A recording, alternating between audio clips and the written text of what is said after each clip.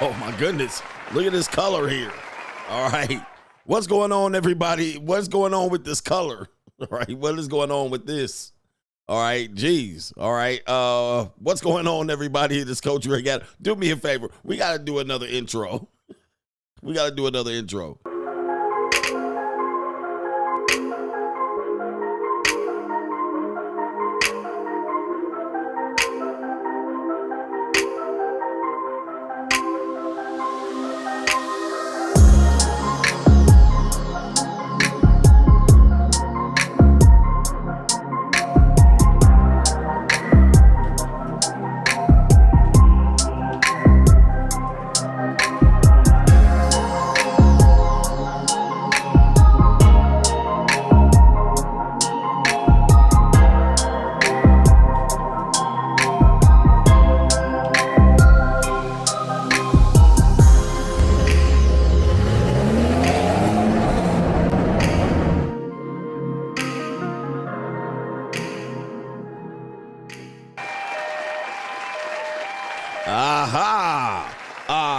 What's going on, everybody? It is Coach Rick Adams back in here with another YouTube live stream. Shout out to the Coach Gang. And that's you. For being in here, being involved, being active on this YouTube channel. And welcome back to Thursday Night Roski, the second longest running episodic programming live stream here on YouTube. You in here with the Bruce Wayne to this ish, the King of Kings, the King of Content, and the Speaker of Truth. Yours truly, the Notorious One, a.k.a. Mr. Coachellini, better known as the prognosticator, Coach Stradamus, and you're in the Desert Storm bunker with none other than EWF. That is every woman's fantasy, but you can call me CGA, see God Allah.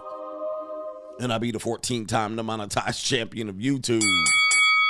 That was interesting. My camera was a little fuzzy, but we got a great show for you today. The main event topic today, the red pill conundrums that weak men in this space have made this space one of the most confusing spaces over the last few years. And I'm going to tell you exactly how we got here. And some of these conundrums need to be addressed, and they need to die. Well, they don't need to die, all right? But we got to definitely start segregating who's who around here in a variety of ways. I think there's been I think one of the things that have happened over the last 4 or 5 years is there's been a race. And people have been trying to win a race instead of figuring out what this space could become and to elevate out of these certain areas. And the race has some more to do with numbers. It's been a numbers race.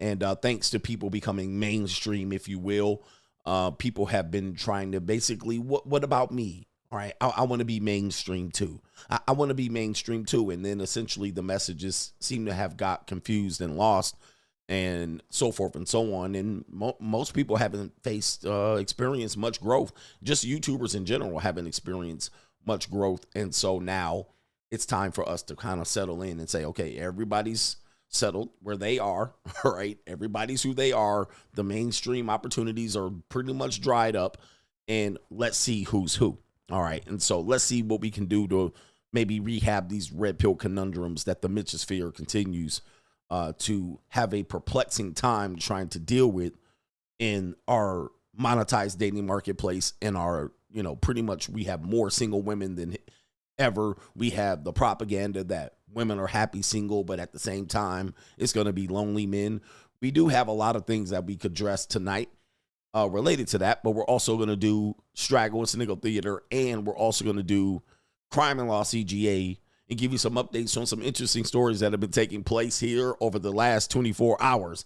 But to contribute to today's show, $ the Notorious CGA on the Cash App, Venmo, Coach Greg Adams TV, PayPal is PayPal.me/Coach Greg Adams, and that is near the top of the description box on the Free Agent Lifestyle channel, and you can super chat by clicking a link. New world order on the top of the live chat on the Free Agent Lifestyle channel. We're going 94 feet of hell, full court press, and I guarantee you, man, full court pressing on these men out here where content creators have been trying to pander or keep from hurting the feelings of men that are really in a bad place in a major way. All right, but we're going to talk about that later on in today's show. And other things, a little Boosie out here. Boosie Badass, he's one of our brothers out here. Apparently, he has an issue with black men dating white women. Yes, Where indeed. Where the white women at? Black men dating white women. And we're going to pull the receipts on Lil Boosie to figure out why this nigga is up here pandering to black women. All right, here. Oh, man. Shout out to our brother Maryland guy. Says all you need to do is run wheelchair game and you'll get all the beaches. You'll get all the beaches. Just run wheelchair game. Yes, indeed. And you'll get all the beaches. Trust me, bro. All right, trust me, bro. You'll get a lot of women and you'll make more money than these sad, sorry sap suckers in here. Shout out to Gone with John. Go ahead and give him a subscribe. He says, this is for the Mitches. All right, for the Mitch revolution out here. These Mitches is going to get the business. I hope they hear. I tried to chase them off, but one thing is weird, man. Shout out to our brother here. Let me tell you a weird thing, man. Let me tell you the weird thing. The more I talk about the Mitchosphere and the Ku Klux Klanosphere, and the more I've been talking about guys in this space that have been weighing us down, the more I talk about them, the more they like it. I'm just, I don't see any drop in subs. I don't see that. There may be a slight drop here and there, like when I was showing receipts. Guys were out there. They had a hard time with that. I think more men had a hard time when I was dropping receipts over on the Notorious CGA channel. Definitely guys had an issue with that. They didn't want to see that because essentially you know, they was like, we don't want to see you winning out here. Fuck that. Fuck that. We don't want to see you having a good time. But we're exposing a real weak link in the space in a variety of ways. And they don't leave. You would think they would unsubscribe by the masses. You would think that I would be looking at, you know, at the end of the stream, 100, 200, 1,000 people unsubscribing. All right. And it's never the case. You know, you might get 1 or 2, maybe 5 or 6, and then maybe by the next morning, it might be 10 or 20, maybe. And it's something I've been telling content creators. Like, you know, content creators have been constantly pandering to this particular group of audience. And I'm saying, you're not going to lose them, man. And even if you did, what would happen? All right. What would happen if you lost those type of guys?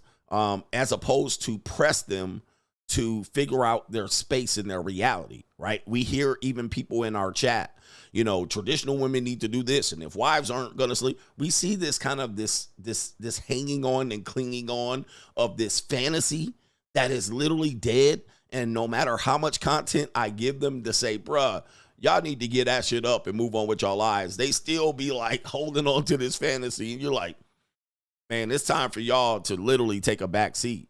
But a lot of content creators think that, you know, they're going to lose their audience if they press the button and challenge them. And I'm going to tell you, your audience will become better and stronger.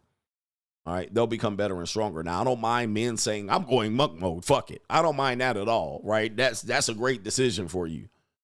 But, you know, depending on how much I come out here and try to press guys to look at things pragmatically and then look at it from a boss up perspective, this is your opportunity. This is your opportunity. The window's closing. All right. There is a sense that these guys still look at me as a need. Okay. They still look at me as a valuable person, even if I take away their heroes, or I'll make them look at their hero from a realistic perspective. All right. And I put this up earlier, which was funny. All right. Which was funny to me because, you know, all through my streams, you very rarely hear me take a miss. But this is where dudes are, and they have to ask this question. I'm pretty sure they asked the question in the comment section, but I don't have time to read comments like that. But which one is it? Like, ladies and gentlemen, I don't tell any lies. Okay, I didn't tell any lies about me, my situation, my past. I didn't tell any lies about feminism, if y'all still want to talk about that. Free agent lifestyle. All right, I've been ahead of the game and ahead of the curve. And at one point, I'm undefeated. I'm undefeated for a lot of you guys because I am undefeated. But then when I tell you a truth you don't like, niggas be like, CGA is a hater. So at the end of shows, man, when I be out here undefeated, them niggas like, you undefeated, you got it right, coach. All right, then when I tell you a truth you don't like, then them niggas got to press the button. All right, they be sitting up there like, well, you just a hater. Wait a minute, I thought I was undefeated. So I can't remain undefeated. But then all of a sudden, which one is it, my G? I'm a chin check everybody. I have the ability to tell the truth about everybody. You know what I mean? Even your heroes. Even your heroes. All right. But yeah, we're going to wash y'all niggas in the blood of the lamb today, bro. Ninjas be like, we like you, coach, but when you talk about people I don't like when you tell the truth about him. Well, you just a hater. Oh, okay. So I don't know. It's hard to do it's hard to be undefeated and a hater. Like, which one is it, B? Which one is it, my G? All right, niggas be sweating bullets out here. Oh, shit, I don't like when he telling me something I don't like. I like when he telling me about them people that I don't like, what's wrong with them, but not what's wrong with me. All right, well, which one is it, G? All right, if I'm undefeated, it is what it is. All right, people out there. Shout out to our brother Samuel S. in the building, said JUCO funds. And we got him. And shout out to our brother, it is Ian. He says, show them how it's done in 2025 and beyond. What we're doing. Better boss up, nigga. In case you forgot, it's Boss Up 2025. Better boss up, nigga. It's Boss Up 2025. Better boss up, nigga. All right, that's what we doing. All right, fucking taking no prisoners, bruh. Shout out to Adam, says listening to the elder advice at 49 is boss up. Better boss up, nigga. All right, no prisoners. We taking no shots. So losses, man. They back listening to Pearl. Dude, shout out to these content creators, man. They be messaging me, man, and I don't check my messages, but I looked at my Twitter message because I was on Twitter today. A lot of people over there on Twitter. All right, they doing Twitter spaces and shit. All right, I'm like, oh, damn, I got invited to a couple people's Twitter space. But I swear I don't check messages. I'm bad at that. I'm bad at that for sure. But maybe sometime. I don't know. Sometimes I don't think, like, I'm not just over here to talk. Like, if I'm not, if I'm not going on other people's show to talk. Like, I just don't know what the fuck. Like, what does that do for me? All right, anyway. I don't know what that does for me. Like, what does that do? What's Twitter's? I mean, I know what Twitter space is, but like, I don't know why I would not have my own Twitter space and monetize it. Like, why am I going over there to your show to hang out? For what? I'm just asking. All right, listen. I'll be on the internet for 8 hours a day, nigga. Like, why? All right, anyway, like, what am I gonna say over there, and how much am I going over there for? Is this free? This is a freebie? Oh, I done too much free. I done too much free talking today. All right, to these Mitch ass niggas. All right, fuck that. All right, I ain't got to be talking about just going over there to chat. All right, and I'm just an icon bubble. He says, then they clip you out of context. Yeah, nigga. I don't see any purpose of talking on here as a content creator for free. I don't see it. Now, like, somebody has to explain to me, Coach, you get exposure. Nigga, they've been saying that about the modeling industry. You know how many industries use this? You'll get exposure. This is like a multi-level marketing scam of social media. This is a multi-level when you do collabs, you'll get exposure and your subscribers will go up. Let me tell you, motherfucker, something. I've been on YouTube for a long time. I've been viral for a long time. That is the biggest fucking lie ever told. That's a big ass fucking lie. All right, man, I've been viral and my numbers ain't moved a goddamn bit. You know what makes my numbers move? My content. Now, there's some collabs and people will come over and people will discover you, but you ain't going to get tens and thousands of subscribers. You're not going to do that. The only way you do that is if you go on some very, very large channels and they be pushing you over there. Subscribe. But if I'm going there with 10 niggas in there talking, ain't nothing going to happen. All right. You know what makes your subscribers go up? Your content. Consistency. All right. But I'm just not here to talk. Them days are over, bro. Yeah, and then you would get exposed in the wrong way. It ends up backfiring on you, all right? Because then y'all get to arguing and shit, and somebody get to taking a shot at you like a freebie over there. Like somebody that's a freebie, nobody knows, nobody sees their face. They jump up there, nigga, and about that shit, CGA. All right, it is what it is. All right, man, goodness gracious. All right, anyway, people are interesting characters. So... But it's crazy here. Let me see here. What's going on? Yeah, it's for the culture. Nah, fuck that. I'll stay over here with my group. I'll stay over here on my group. Profitable Pass says, Coach, you were cooking on the last hour of the early stream. My phone overheated from all that barbecuing, man. Shout out to you. We was out there fillet of fish in these niggas. All right. Fillet of fish in these ninjas, man. And they hurt. They hurt. Men, y'all niggas hurting today, bruh. And we out here for it. We want it, man. We want these niggas out here hurting. All right. I want y'all hit dogs howling. I want y'all screaming. And you know what they gonna do? They do bitch made shit all the time. So I'm ready for it. Shout out to our brother Dennis that says, what's up, Coach? You shouted me out for my last Ko-Fi, but didn't read it. He says, free agent lifestyle forever. All right, let me see. Don't look any further. Don't you look no further. All right, but you got to show me which one. You should have repeated it because I don't see it. I shouted you out, Dennis S. All right, shout out to you. The big boss man says people need to move on with their lives and do something productive. These TradCon liberals, Mitch-made content creators, and PUAs don't care about you except for your attention.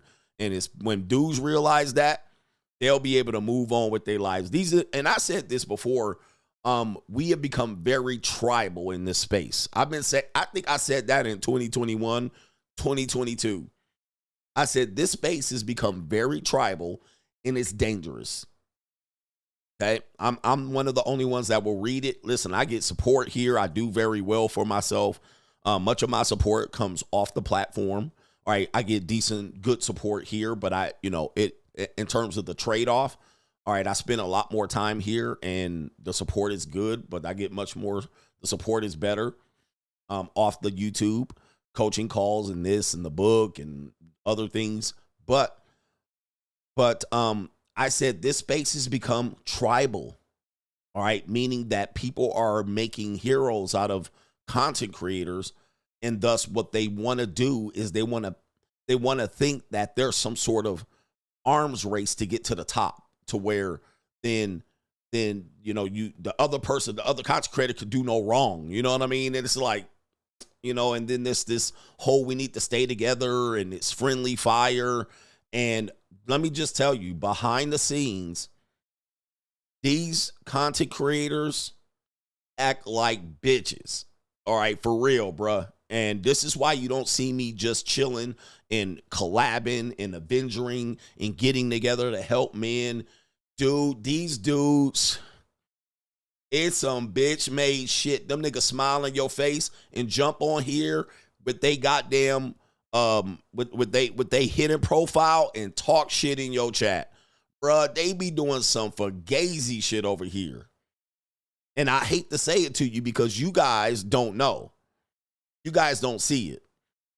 And I'm one of the only guys in the sphere that will tell you they be doing some bitch-made shit. Just from the content creators, the bitch-made shit that they do behind the scenes, it's like the freshman girls basketball team. Facts. And I coach girls and coach they be doing freshman girl basketball shit. Like, I'd rather hang out with the freshman girls basketball team and a little bit of goofy drama that they do than these Manosphere content creators. Like, it's some backstabby. The black content creators be doing some ATL backstabby shit. Very sassy shit. Sassy ass shit. All right. And, as Kevin Gates said, you know what's worse than niggas? Two niggas. Man, these ATL, the ATL Southern black male content creators are sassy bitch made niggas. I'm going to tell you, I don't trust nary one of them niggas. All right. I swear to God. They be doing sassy shit. They will steal your shit, remix it, hop up there on some sassy shit. Them niggas be sassier than a motherfucker. They act like you ain't never exist. Like they invented sliced bread and be sassy with it and shit. And they learn from they mammies and they aunties. They aunties. Them niggas be, I made that. I'm better than you. Man, Atlanta niggas, I will never, bro. I can't. If you from Atlanta, I can't hang out with y'all niggas. Atlanta niggas are sassy. All right, they some sassy, sissified ass sissies. All right, dude, they do sissy shit. 100%, bro. I'm 100. I'm a West Coast nigga, man. I'm gonna tell you, if you ain't from it, and so just starting with the black content creators, sassy niggas. All right, sassy niggas, backstabby, gossipy, gayosphere, fugaziosphere, sassy niggas. All right, so the black content creators in the Atlanta Southern area, sassy than the motherfucker. All right, so I don't trust them as far as I could throw them niggas. Them niggas will sell you out for a piece of pussy overnight. All right, so those are the first ones that I gotta straight up dismiss. All right, dis and dismiss them sassy ass niggas. Them niggas will get a couple of subs and act like you don't exist. Nigga, no, we ain't telling you shit. Them gat sick. Gossipy, chatty, Cathy niggas. All right, so them the first ones that definitely need to take that L. The white Manosphere ninjas is halfway. They mostly racist. That's what they are. They come from that. If they Canadian, they never hung out with niggas. They don't even know how to relate. All right, so they come from bro culture, and they don't even want to hang out with nobody that ain't white. That's all they understand, and that's all they gonna know, they point of view. They don't even live in major cities. They be living in some offshoot second podunk town, right? In the middle of nowheresville. Don't know shit. And so, dude, the white content creators, hella backstabby, two-faced it, cartoon characters, like them ninjas, and be doing some fugazi shit. And I was over there with a lot, you know what I mean? Like, I be outside with them. I was at the 21 convention in the CMA. I got to see a bunch of they asses. They demonetize your channel and behind the scenes. Them niggas be doing some wild shit, bruh. Wild shit. When they get together, it's all cool. When you go back home, they demonetize your channel. Some niggas be wild as fuck. I'm like, damn, these niggas ain't shit. Man, I'm telling you, bruh. So then it trickles down to the watcher, the viewer. So the watcher, the viewer only knows what they see. All right. But I'll be like, man, bruh, they be wilding. I'm like, dude. And so I'll be like, I can't kick it with none of these dudes, man. Can't kick it with none of these dudes. I can't, because I'm like, dude, y'all be watching these dudes? They be watching them. They be watching them, man. And then the dudes become that tribal shit. Well, I follow this guy and I follow this guy. And I get it, man. But, bruh, we not really beefing. Like, we not really beefing. What it is them numbers start running up and dudes can't handle it, all right? And so it happens to all of us. It happens to me. People pass me up and got me demonetized, and I'm just sitting around here. But I'm like, shit, I just did more work. All right, but why he can afford an editor? Then they make a video, put your picture on it. All right, it's just like one after the other. And it's like, man, bruh, y'all got to stop with this shit. So it's a little weird, but you know, it is what it is. It gets weird sometimes, but somebody needs to show them and tell them. And I've been trying, but you know, some sassy ass niggas come over here, you know what I mean, with that icon. He said, read it and weep. They come over there with no picture, talking shit. And some of these dudes be straight up the content creator, you know. And some of these content creators got caught doing this shit. You know what I mean? So don't lie to me, nigga. All right, don't lie to me. Hey, there's content creators that watch me that are in the 5-10 million subscribers. And a lot of people like, Coach, they ain't worried about you. Let me tell you something. When I go on, people worry. They watching, bruh. Right now, there's nobody on. Let me refresh my screen here. I'm looking at it. I see Steve the Dean Williams is on right now. Like some of these people I don't subscribe to, so I might not see if they are on. Okay, let me see if I'm gonna change it to my other channel over here. I see Myron's on now. Donovan's on. George is on. I see. Yeah, there's some people on. Okay, Black Ram. All right, there's some people on, but I don't see. There's people not on right now. So I probably got more watching me than all of those other channels. Maybe not Myron. Myron's been doing good on his channel. He has 3.1, but he's not. Myron's talking about politics. He's got 3.1K, but he's talking about Carmelo Anthony, and he ain't talking about no. He kind of took his ball and ran. He's over there talking about Jews and shit. All right. He talking about politics and niggas and that type of stuff. So anyway, what are we doing? We're gonna do Dennis S. What was your chat, sir? I shouted you out. Don't look any further. Don't you look no further. All right, let me do Straggle and Sniggle Theater and come back to it. All right, because we're gonna talk today. Straggle and Sniggle. Like, ride with me if you ride with me, you can slide with me if you feel like 550 on the 5 sticky, come get high with me, that's a deal, right? Straggle and Sniggle Theater, my bad. All right, my bad. It's Straggle and Sniggle Theater. We have Boosie. Lil Boosie is out here, man, and Lil Boosie, and he is a part of our show. He's family. Hey, bro, come on now, dog. All right. Come on, Lil man. Boosie is family, man. All right. I know he watched me, and I'm going to actually, there was a clip that I can tell. I was like, I hope it's the whole clip, but what he said in one of the clips, I was like, now, but you know, I like to take a lot of credit, so I hear y'all. Nigga, CGA like to take credit for everything. All right, but I'm pop culture, nigga. I am the culture.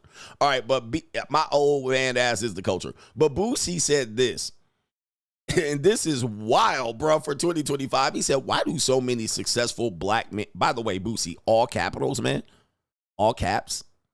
Nigga, how do you even type in all caps on your phone, bro? Why do so many successful black men date white women? Did y'all role models date white women? Were y'all raised to like white women? All right, the Boosie. Where the white women at? He says, what white women do that black women don't do? I've been meaning to for a minute now. I think he left a word out. What's wrong with black women? Bruh. You cannot be serious, bruh. Are you serious? It's 2025, Boosie. Who got you out here simping? Who got you out here simping? Who got you out here like this, man? It's good. Hey, Boosie. Hey, bro, come on now, dog. Come on, man. There's no way. And again, he from Baton Rouge, Louisiana. Baton Rouge. I lived in Baton Rouge, Louisiana. And yes, it is very interesting place to live. The people are very interesting. It's about 28 years behind. Maybe about 18 years behind. Okay, no, I take it back. 30. It's about 30 years behind. And I had to chime in here, and I don't usually chime in on these posts. Maybe I'll do a little bit more, but to me, this is free labor. I'd rather not comment all day on people's shit. All right? I don't understand. Like, I'm not the one to sit up and comment. And I says, you can't still be asking this question in 2025. Come on, dog. Hey, bro, come on now, dog. Come on, man. Come on, man. We can't be still asking this question, Boosie. Like, what happened, bro? Like, what triggered this shit? What triggered this shit? Like, this question makes absolutely no sense. Like, we're in 2025, and you're asking about interracial dating. I know Louisiana ass backwards. I lived in Baton Rouge for pretty much 11 months, and I never returned. I haven't been back since I moved in 2002. Okay? I haven't moved. That motherfucking place I'll never go back to Baton Rouge. Okay? I will have no reason to ever go back. But what the hell are you talking about, bruh? You out here. I don't even think he lives in Baton Rouge anymore. He lives in Atlanta. All right. We lives in Atlanta. These sassy. Don't he live in Atlanta? Sassy. This is a sassy ass comment. I told you about these sassy ass Atlanta ninjas, bruh. This is nuts. I don't even know how to respond to this, bruh, but. Hey, where are the white women at? Like, no way, man. No way. Like, what do you even say to this shit, bruh? Matter of fact, we do have a clip of Boosie. We got you out here.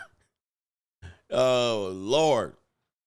But listen, man, we tell you real. We tell you the real when it comes to dealing with women here. And it's not easy. Women ain't easy.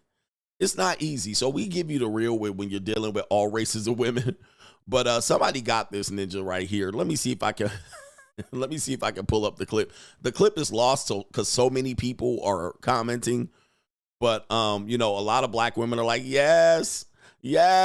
All right. Yes, queen. Yes, king. All right. But what made you put on your goddamn cape today? I don't even know. It's 2025, bro. Like, where's your head been? All right. I won't be able to find the video. But we know good and damn well that this ninja, let me see something here. Oh, Lord. Somebody got some air. I got to be careful what I watch on Twitter. But they have a video of him admitting that he dates white women. All right. And he called them long-backed, which does mean in effect, I'm not the first one to say long-backed with women, but I used to say long back and flat back. That was something that I said. But they got you out here saying this right here. And it's a Vlad TV clip. Okay, is he deleting? Okay, I don't know if I can find it. Okay, now he going in on the Florida State race baiting shit. Where's the clip at? Okay, I can't find the clip. All right, anyway, I guess they deleting it off here. But, like, come on, Boosie. I feel bad that you're out here doing this. You don't have to do this. So he's up here race baiting now. He's up here race baiting. Uh-oh, but people are giving him the business in the comment section, so it is what it is. I think this one definitely deserves possible nomination for Monkey Chimpanzee of the Year. Possible.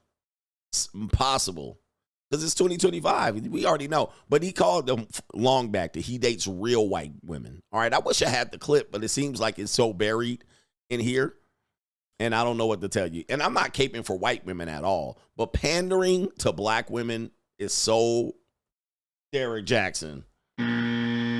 If you're still pandering to black women in 2025, or let's just say, if you're still pandering to a race of women, let's just say Boosie was a white guy. And Boosie said, why are all these white women dating black men? Why are you race mixing? Okay, I would have the same reaction. Like, nigga, it's 2025, bro. You're still talking about race mixing? Okay, I would have the same thing if a white dude came out and say that. It's like, really? Really? All right, come on, bro. There's too much data out here. There's too much data. And if you just don't like interracial dating, fine with me. I don't have no problem with that. I love interracial dating. I love it so much. I don't care when black women do it. It doesn't offend me. I know a lot of black dudes get offended, which is one of these conundrums of the space where dudes will say all of these things about what's wrong with black women, but then they'll be mad when black women date white guys. Like, which one is it, bruh? Which one? Let them go. Right? Let them go. If you don't like black women so much, these Manosphere Mitch ass niggas be complaining about black women every 2 seconds. Black women this, black woman that. Then I put an interracial couple on the thumbnail, and these niggas, why you putting so many interracial couples on your thumbnail? Which one is it, bruh? All right, we got the clip. Is it a Vlad TV? Okay, here it is. Thank you, Henry, because he can post links. Right? If you don't like black women so much, why you mad that they dating white dudes? I don't get it. Let them date them. Here we go, right here. Black. Have you ever dated white girls? Yeah, I wouldn't say dated, but I didn't had a couple white girls, yeah. I love my black women, but you know, I'm attracted to white girls also. But I like real white girls. What's that? Long backs. Okay, again, I am not the one. I will go on record to say I've never created long backs. I didn't create it. Somebody else can take credit for it. But I have used long back. I've been a part of the culture for a long time. I've been saying long backed it, flat backed it, And this is YouTube, y'all. This is the modern culture. It wasn't like you was hearing everybody call them long backs. But bruh, check in, Boosie. All right, caught him. I'm telling you, man. Telling you, long backed it. Again, this is something that I can't really just claim with. I know, CGA, you think everybody talking about that. But come on, bruh. Hey, just say you a fan. Boosie, are you watching me right now? You are watching me. Did you say long backed it, sir? Did you say long backed it? I tell you, man, you guys don't realize I am the culture. All right, I am the culture. All right. But I like real white girls.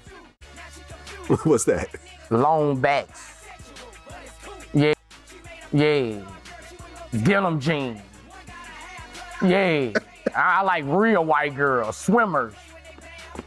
Yeah, beautiful with jeans on and sandals. Oh, okay. Straight jacket. He like her with their feet out too. So, Straight jacket. Oh man, come on, man. You like her with their feet out too? You sounding real familiar, bruh. Straight jacket. First Andrew Tate, now Boosie. All right, come on, man. Straight jacket. Hey, now you like her with their feet out? Yeah. Hey, anybody disagree? There's one nigga, man, you didn't create everything. I got people with millions of subscribers watching me live, all right, on a daily basis. All right, you think Boosie ain't heard of me say long backed it and flat back Supreme and shit like this, all right, with they feet out, all right, sandals. Boosie, I thought you said, let's quote you again, sir. You said, why do so many successful black men date white women? Well, he said, well, I don't really date them, but he like them long backs. Boosie, if you hear, check in, my G. Straight jacket. And you like white girls with their feet out. You sound real familiar, sir. Oh, man. All right, anyway. I'm surprised he doesn't like pogs. All right, so what do we got here? We have a guy, what do I call it? The Gen Z conundrum. Do you want to date? Do you want a girl that's yours, all yours? Well, Damian Lillard, step right up, sir. Is he still playing this season? I think he's out for the rest of the season, if I'm not mistaken, for the Bucks. But here we go right here. Damian Lillard is going to be accused of getting in the DMs of this young lady right here. Pogalicious, she thick. Well, what did I say was the Gen Z conundrum? The Gen Z conundrum is that in order for Gen Z men to score women, he's got to be willing to have his woman be, if she's on social media, be sought after by men, right? So anybody could take your girl. Anybody has access to your girl. According to this video, the young man in here, he's got a girlfriend and she thickums, right? She nice. She probably OnlyFans detected. But this young man is on a lie detector, and he's going to say Damian Lillard is in his girl's DMs. She's going to admit it. So this is the conundrum of the guys that say, Coach, I want some genuine burning desire. And that punani fat right there. But you want genuine burning desire. Well, if you want some nice hot calico, you're going to have to share. All right, so let's hear the video here of him throwing Damian under the bus and how it happened. Let's play the video. You actually get mad when Damian Lillard DM me? Yes. That's true. What, you actually got mad? Yes. Yeah, of course I got mad at Damian Lillard because, you know, I got to protect my girl from Damian Lillard and all these NBA players trying to get her. So, yeah, I got pissed. You seen the response. Okay, well, so then do you get mad, like, when other, like celebrities that you know? No. True. Then why with him? That's so Because weird. he was consistent. He literally, like, double texted her, like first it was started with a swipe up, and I was like, okay, I didn't get mad, right? I wouldn't get mad at that. And then John, he swiped up on her like a picture and like hard eyes. And I'm like, even that, I didn't get mad. But then he took it to the point where he was like, hey, I have questions for you. Now at that point, I felt offended, and at that point, I had to protect my castle and everything I built, and I did a response to him, and I posted on my story, asked me the questions, Damien, and he never responded. That's true. Oh, she said. Do you have the stomach Oh, to no. watch a girl that you really love? To watch some motherfucker that got more money than you, that's more handsome than you, that's built more better than you, fuck your bitch for a fee? Anybody can fuck my bitch if the price is right. She happy to go get it. Man, that is some punani right there, man. That is something else down there. All right, that's a fat. She got that fat. Now, people are going to say it's fake, Coach. Coach, it's not real. It's fake. Let me tell you something. I have seen this with myself. I've seen this in real time, gentlemen. These people, these celebrities are in girls' DMs, all right? I've seen it. I know it. I know you guys are saying it's not real. I've seen it. Not only that, I've seen it also. The Gen Z boys have seen it. I've seen it through other Gen Z boys. And they're reporting back to me as well that young women that they went to high school with that are now graduated got these guys in the DMs, okay? It's easy business. And these NBA players, they go to practice, they do their little film session, they do their little tape job, they're training, they have long off seasons. They play basketball at UCLA, then they be out there scheming for punani. Okay? I can't tell you who, but it is on authority that a young lady that this guy went to high school with, it is on authority. It is showing the proof. He talked to her. She sent him a text of a well-known, and I said I won't say whose name it is, but he's in the playoffs right now. A well-known NBA player in this woman's DM, and I saw her. I knew her when she was in high school. I saw her today. I know she's 19 years old. She's at a university in the South or in the South adjacent, and there is basketball players in this girl's DM. So I know a lot of guys think this is not true and this is some sort of skit. But, dude, it is real. It is real. These guys can find these girls just like that. And, dude, I knew a woman whose profile was not even public. It was private. And she had actors and athletes and all of that in her DMs. All right. And I was like, damn, bruh. I was like, damn, it's that easy. So Instagram has allowed the average regular girl to have access to these type of guys. And, you know, of course, if you're dating age appropriately, which they look like they're age appropriate, for the normies. Yeah, your girl can have them in the DMs. Now, how she responds to it is another story. All right. Does she respond? Does she reply? Does she delete them? So this is the conundrum for Gen Z relationships. All right. Gen X and millennials, we definitely don't have to deal with this too much. All right. But Gen Z, this is inherently, they're born into this. So this is their reality. This is their reality. You got to have the stomach out here, man, in these days. Do you have the stomach? Yeah. To watch a girl that you really love? I said, my ex had an NFL players in hers. Just like that. He said, saw it myself. So for those who saying this is a skit, somebody, I get it, could be, but let me tell you, man, it's easy peasy. Easy peasy. And yes, they do wait till they're 19, 18. Yes, indeed. It's easy peasy.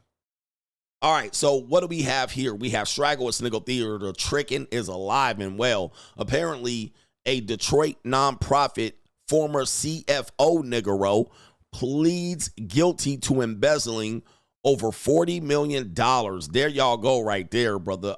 Behind every great fortune lies a great crime. But there's also tricking. We showed a dating coach last night with the tricking, $3 million spent on a woman for 3 years, and she still monkey branched on the nigga. But we have this guy whose name is allegedly, and everything I say is alleged, William A. Smith. All right, he's the longtime chief financial officer for Detroit's Riverfront Conservancy, and he admitted in court, so this is not alleged, to stealing more than $40 million from the organization over the course of decades. The Conservancy is a nonprofit dedicated to revitalizing Detroit's riverfront for public use, and he was unknowingly funding Smith's lavish lifestyle through a complex web of frauds. And it says from 2012 to 2024, Smith used fake companies, unauthorized credit cards, and forged documents to funnel millions into his own account. He spent the stolen money on luxury goods, travels, and personal expenses, all while deceiving the very organization he was trusted to protect. He now faces 40 years in prison after pleading guilty to wire fraud and money laundering. He has agreed to pay over $44 million in restitution. But get this.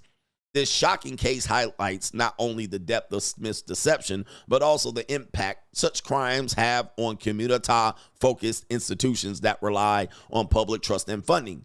And then it says, before being charged for embezzling over $40 million, he texted his sugar baby. Yes, indeed. I got money. Texted his sugar baby. Baby, this may be the last gift I can give you. I love you. Before facing 18 to 40 years in prison.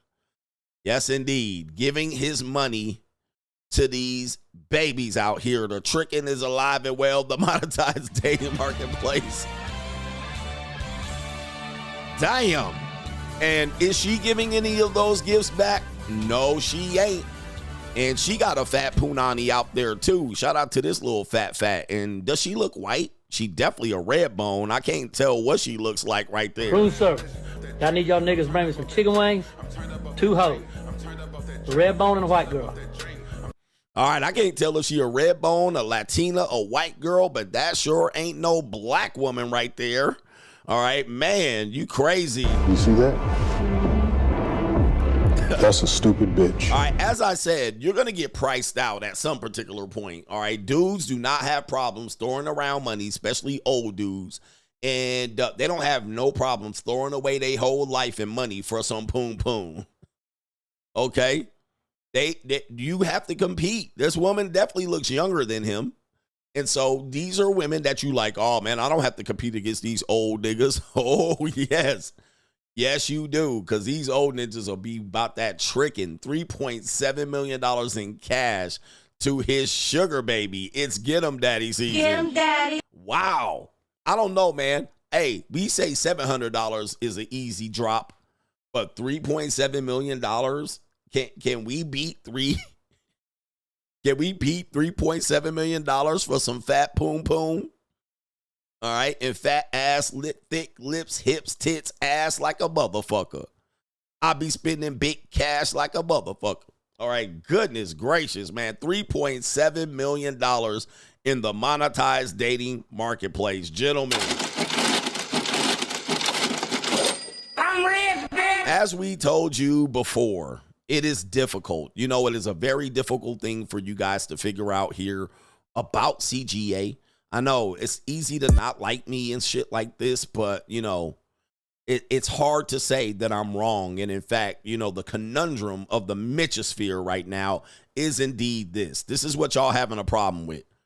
You know, when I'm undefeated, I'm undefeated. But then when I start going in and telling too much truth, CGA just a hater. CGA just a hater. All right, which one is it, y'all? Does he tell the truth? Am I telling you the truth, Ruth? Am I undefeated or am I a hater ass nigga? Which one is it, you Mitch ass ninja? Which one, you bitch ass ninja? All right, goodness gracious. These niggas be like, I don't know what it is. $3.7 million on the poom poom. All right, what else do we have? Do we have more?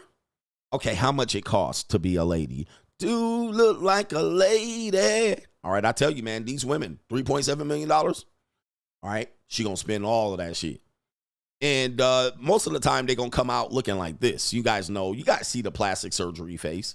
You guys see it. They all got the same Khloe Kardashian shit. You know what I mean? And they have the hair extensions. This is a Middle Eastern woman and a Mexican, Latino woman, a Puerto Rican, a Cuban. And then she ain't got no sideburns.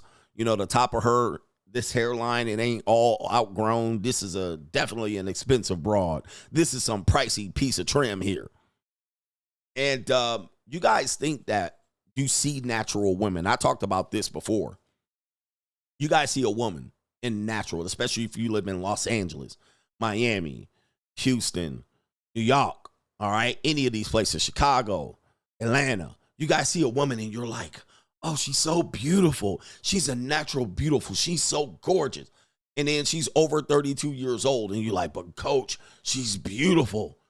Look at her face.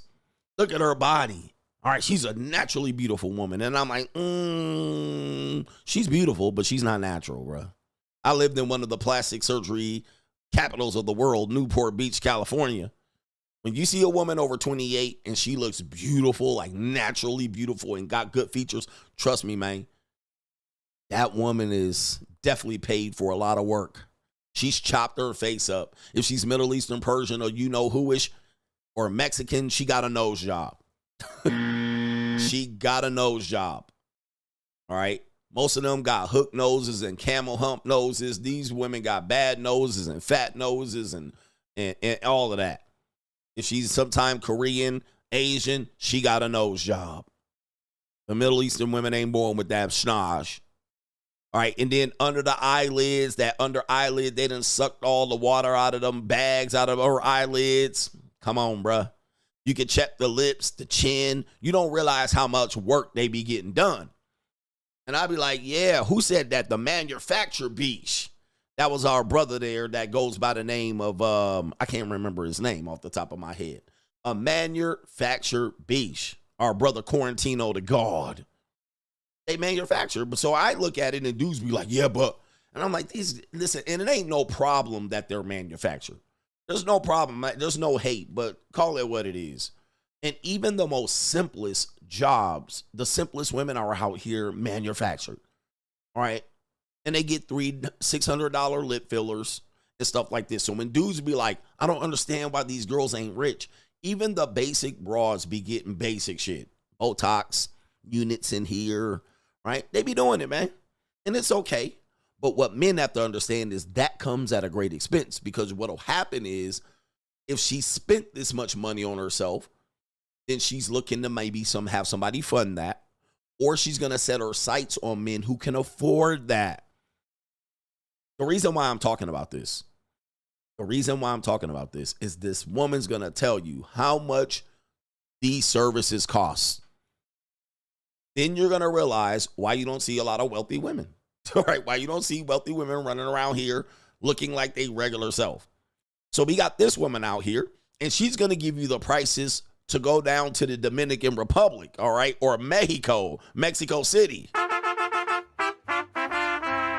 She's gonna give you the Zoe package. Hair, makeup, esthetician, facials, vagina waxing, everything. That is all independent. Right. So if you want a girl, and look, this girl, you'll be like, Coach, she's natural beauty.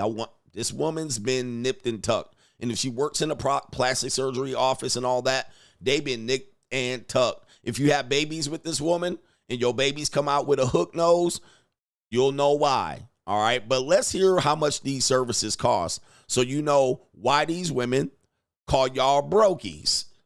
BBL, $3,500. Lipo 360, $3,000. Tummy tuck, $3,800. Extended tummy tuck, $4,800. Mommy makeover packages starting at $6,500. Brachioplasty, also known as an arm lift, $4,000. Facelift and neck lift, $10,000. Rhinoplasty, $6,500. Chin lipo, $500. Arm lipo, $600. J plasma for skin tightening, $1,000. Ab etching, $1,000. Rhinoplasty, but just a tip, $5,500. Full back lipo, $1,500. All these packages can be reserved with $250, and you can book your surgery date for whenever you're ready. Consultation is virtual and is free, and if you want more information, fill out your contact info in the link in the bio. All right, shout out to this woman right here. Yes, man. So you see, there's no more natural beauties out here. There's no more natural beauties. I'm just here to tell you guys, if you see a woman that is like and I don't know, those might be Dominican prices, and these women be dying in surgery. There's no more natural, beautiful woman out here. Shout out to the good-looking women, the plain Janes, the girl next doors. But you do realize that a lot of young women, despite the fact that men are gonna say, well, we didn't ask them to do it, that doesn't mean that they're not going to want to do it. They just don't. They're just looking for the right person to do it for. All right, that has the money. So let's go back to this guy right here. All right, so you see, all right, you see where $3.7 million is about to go. All right, you might think this is natural. All right, but it ain't. And again, I'm not saying that it's bad if it ain't natural. If you like it not natural and you like, I don't give a fuck. It is what it is. All right, I know you don't give a fuck. All right, you don't have to. Well, a lot of guys have to realize that the women are looking at stuff like this. They have raging insecurities. And if you realize that a lot of beautiful women, since we're at the JUCO, you deal with 8s, raging insecurities, raging. 8s and 9s and the handful of 10s that exist, they have raging insecurities. They have addictions to these type of surgeries. And, they're going to continue one after the next, after the next, after the next. Once they start, they can't stop. All right, so they'll continue to do it more and more and more and more. Now, there's very few women that are aging gracefully and that type of thing, and most of the times they're doing it just because they can't afford it. But if you're in that 8-9 territory, they're all going to have this face. I don't care if they white, black, Puerto Rican, or Asian. All right, they're going to have this face. It's the face they going for. This is the aesthetic they're going for. Even if they black, light skin, red bone, whatever it is, that's what they going for. And this is then why they start pricing men out of the dating. They start. Let's just say you're a guy and you have mad money. All right, and the woman's under 30, they will start going in on this type of stuff. They'll spend lots of your money doing this. I met this one Filipina chick, 22 years old. All right, she was telling me all the work she wanted to get done.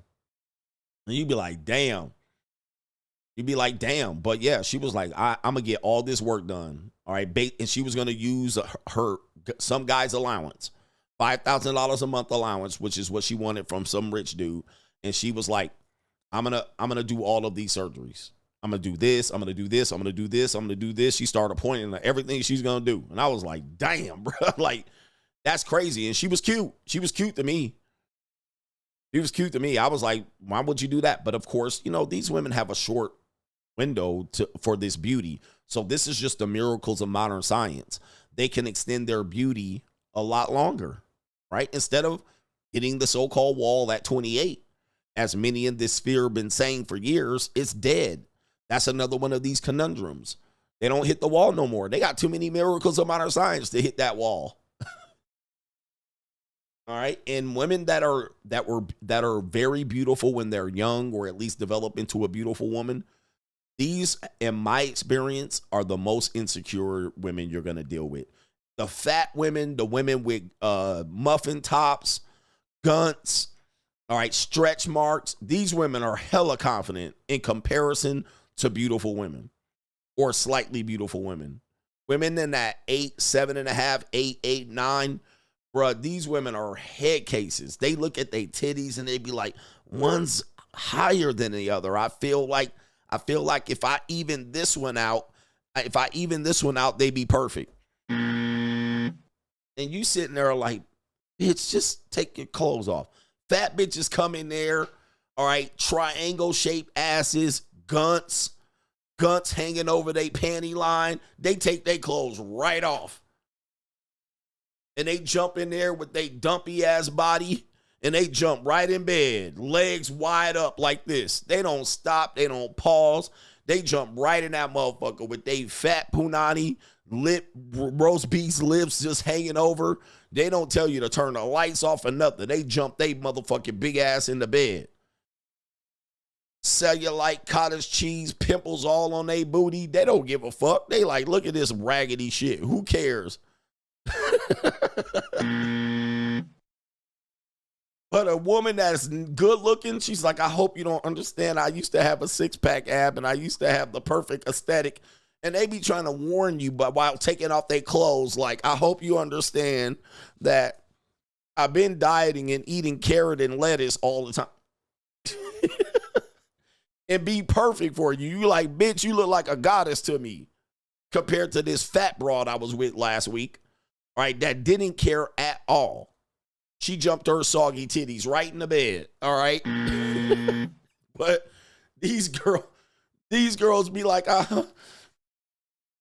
you know, my areola is lopsided. My nipple points to the west. I hope you understand. And I'm going to fix it. I'm going to take $3,000 that you're going to give me and I'll fix it for you, daddy. All right. Am I right or am I right? It's a cold world out here. Straggle and Sniggle Theater. Like, ride with me if you ride with me, you can slide with me if you feel like 550 on the 5 sticky, come get high with me, that's a deal, right? Straggle and Sniggle Theater. I'm going to get my lips done next week. I hope you don't mind. I'm going to get them redone. I need to get my lips redone. When you're going to give me the money, I'm going to go right to get my lips redone. You're going to love it. Then they'll show you a picture of her lips redone. Bitch, they look like the same lips. They look like the same lips. I don't see no difference. They look worse right now. You done put too much in the motherfucker. Well, the swelling to go down. Oh, my God. Then they look at that other girls. Oh, she looks beautiful. It is mad crazy, bro. Man, the inside the mind. But I'm here to tell you, brothers, the CGA is undefeated. And they let you grab them up and all of that. All right. Man almighty. The Mitches done woke up. Shout out to y'all. Let's get to these super chats right here.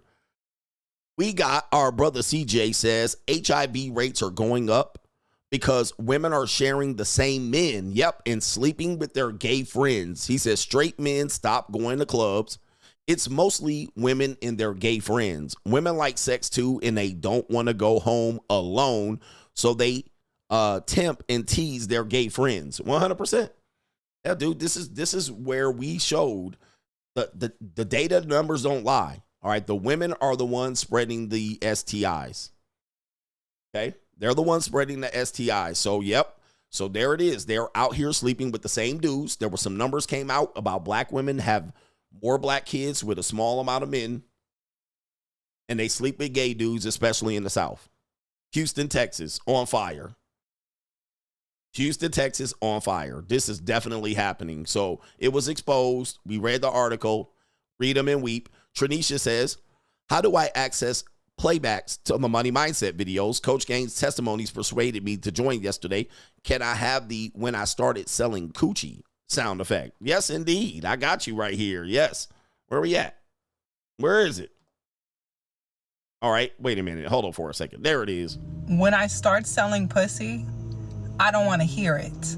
When I start selling pussy, I don't want to hear nobody say shit. When you see me on the corner, bitch, mind your business. Yes, indeed. So, the When you join the Money Mindset, go to the pinned message at the top, Trinicia. The pinned message at the top. Do not scroll all the way down to the bottom, all right? It happens to the new people. All right, Kevin W. says, I wanted to thank you and fellow Money Mindset viewer Julian. I took your LinkedIn advice, and today a recruiter from one of the biggest companies in the world reached out to me for an interview. Boss up, Ninja. Shout out to Kevin. All right. Boss up, nigga. Shout out to Kevin right there. We were talking about the power of LinkedIn and your profile. Julian gave some great advice on the Money Mindset, and my brother got an interview with a big company due to our Money Mindset LinkedIn advice. Shout out to you, man. We out here winning. Shout out to the Money Mindset crew. We undefeated. All right, we undefeated out here, man. Keep winning. Keep winning. For those who want to receive, the link is in the description box. All right, we be giving out some great information. No, look any further. Dennis says, my Ko-Fi chat from this morning's stream, it starts with facts.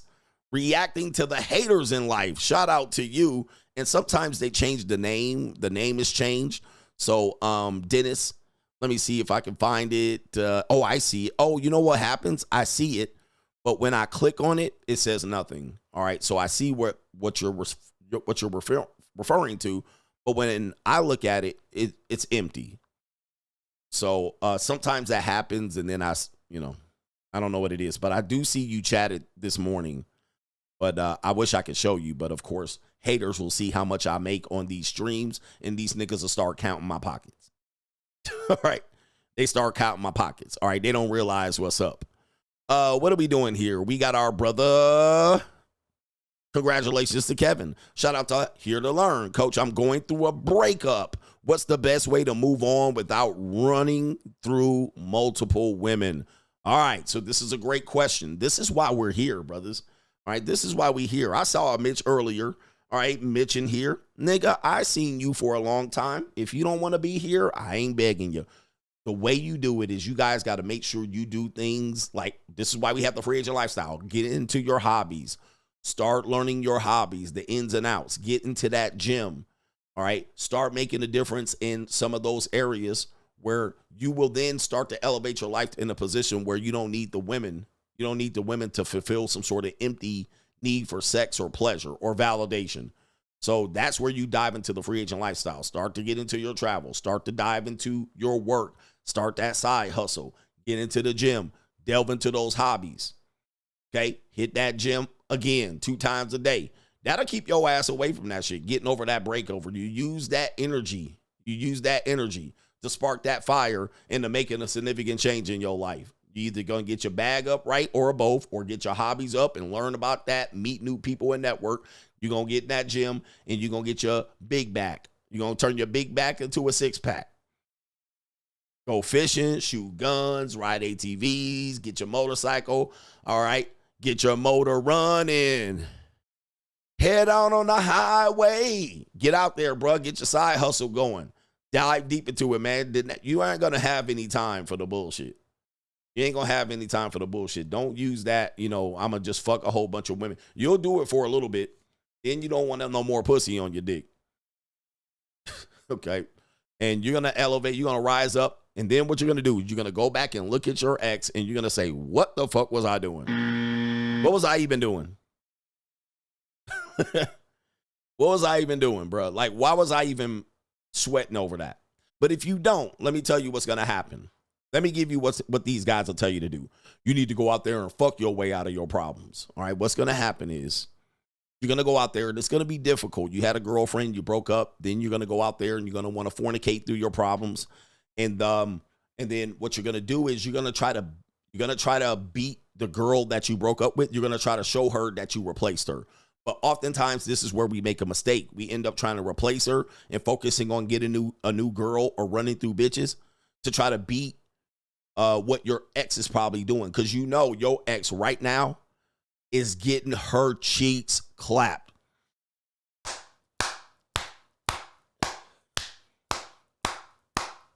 Your ex right now is getting it up the Duke shoot. She slobbing on shit. She doing the nasty without no interrupts. She getting it ran up in. She getting cream pied. She getting nutted on, all of that, right into the gullet. She doing all the shit that she said she wasn't going to do for you again. But she right now getting papped out, put to sleep, hair pulled and choked. Now, what you're going to do is, if you don't dive into this, not the distraction, but bettering yourself with the free agent lifestyle, what you're going to be doing is like, oh, that bitch ain't going to outfuck me. And you're going to be out here with fat bitches, skeezers, strags, low-hanging fruit, bitches that you don't like, women with stanky pussies. Like, you ain't going to even want to, right? You're going to be out here with slump busters and knock knees and cock eyes and booger wolves and bitches with moles on their nose. All right, you're going to be out here trying to just, all right, I'm a fuck because I know she getting fucked. And you're going to busting up, want to get rid of these broads, and then you're going to go to sleep in your bed after you done kick this slump buster out. And guess what? Your girlfriend still going to be round two.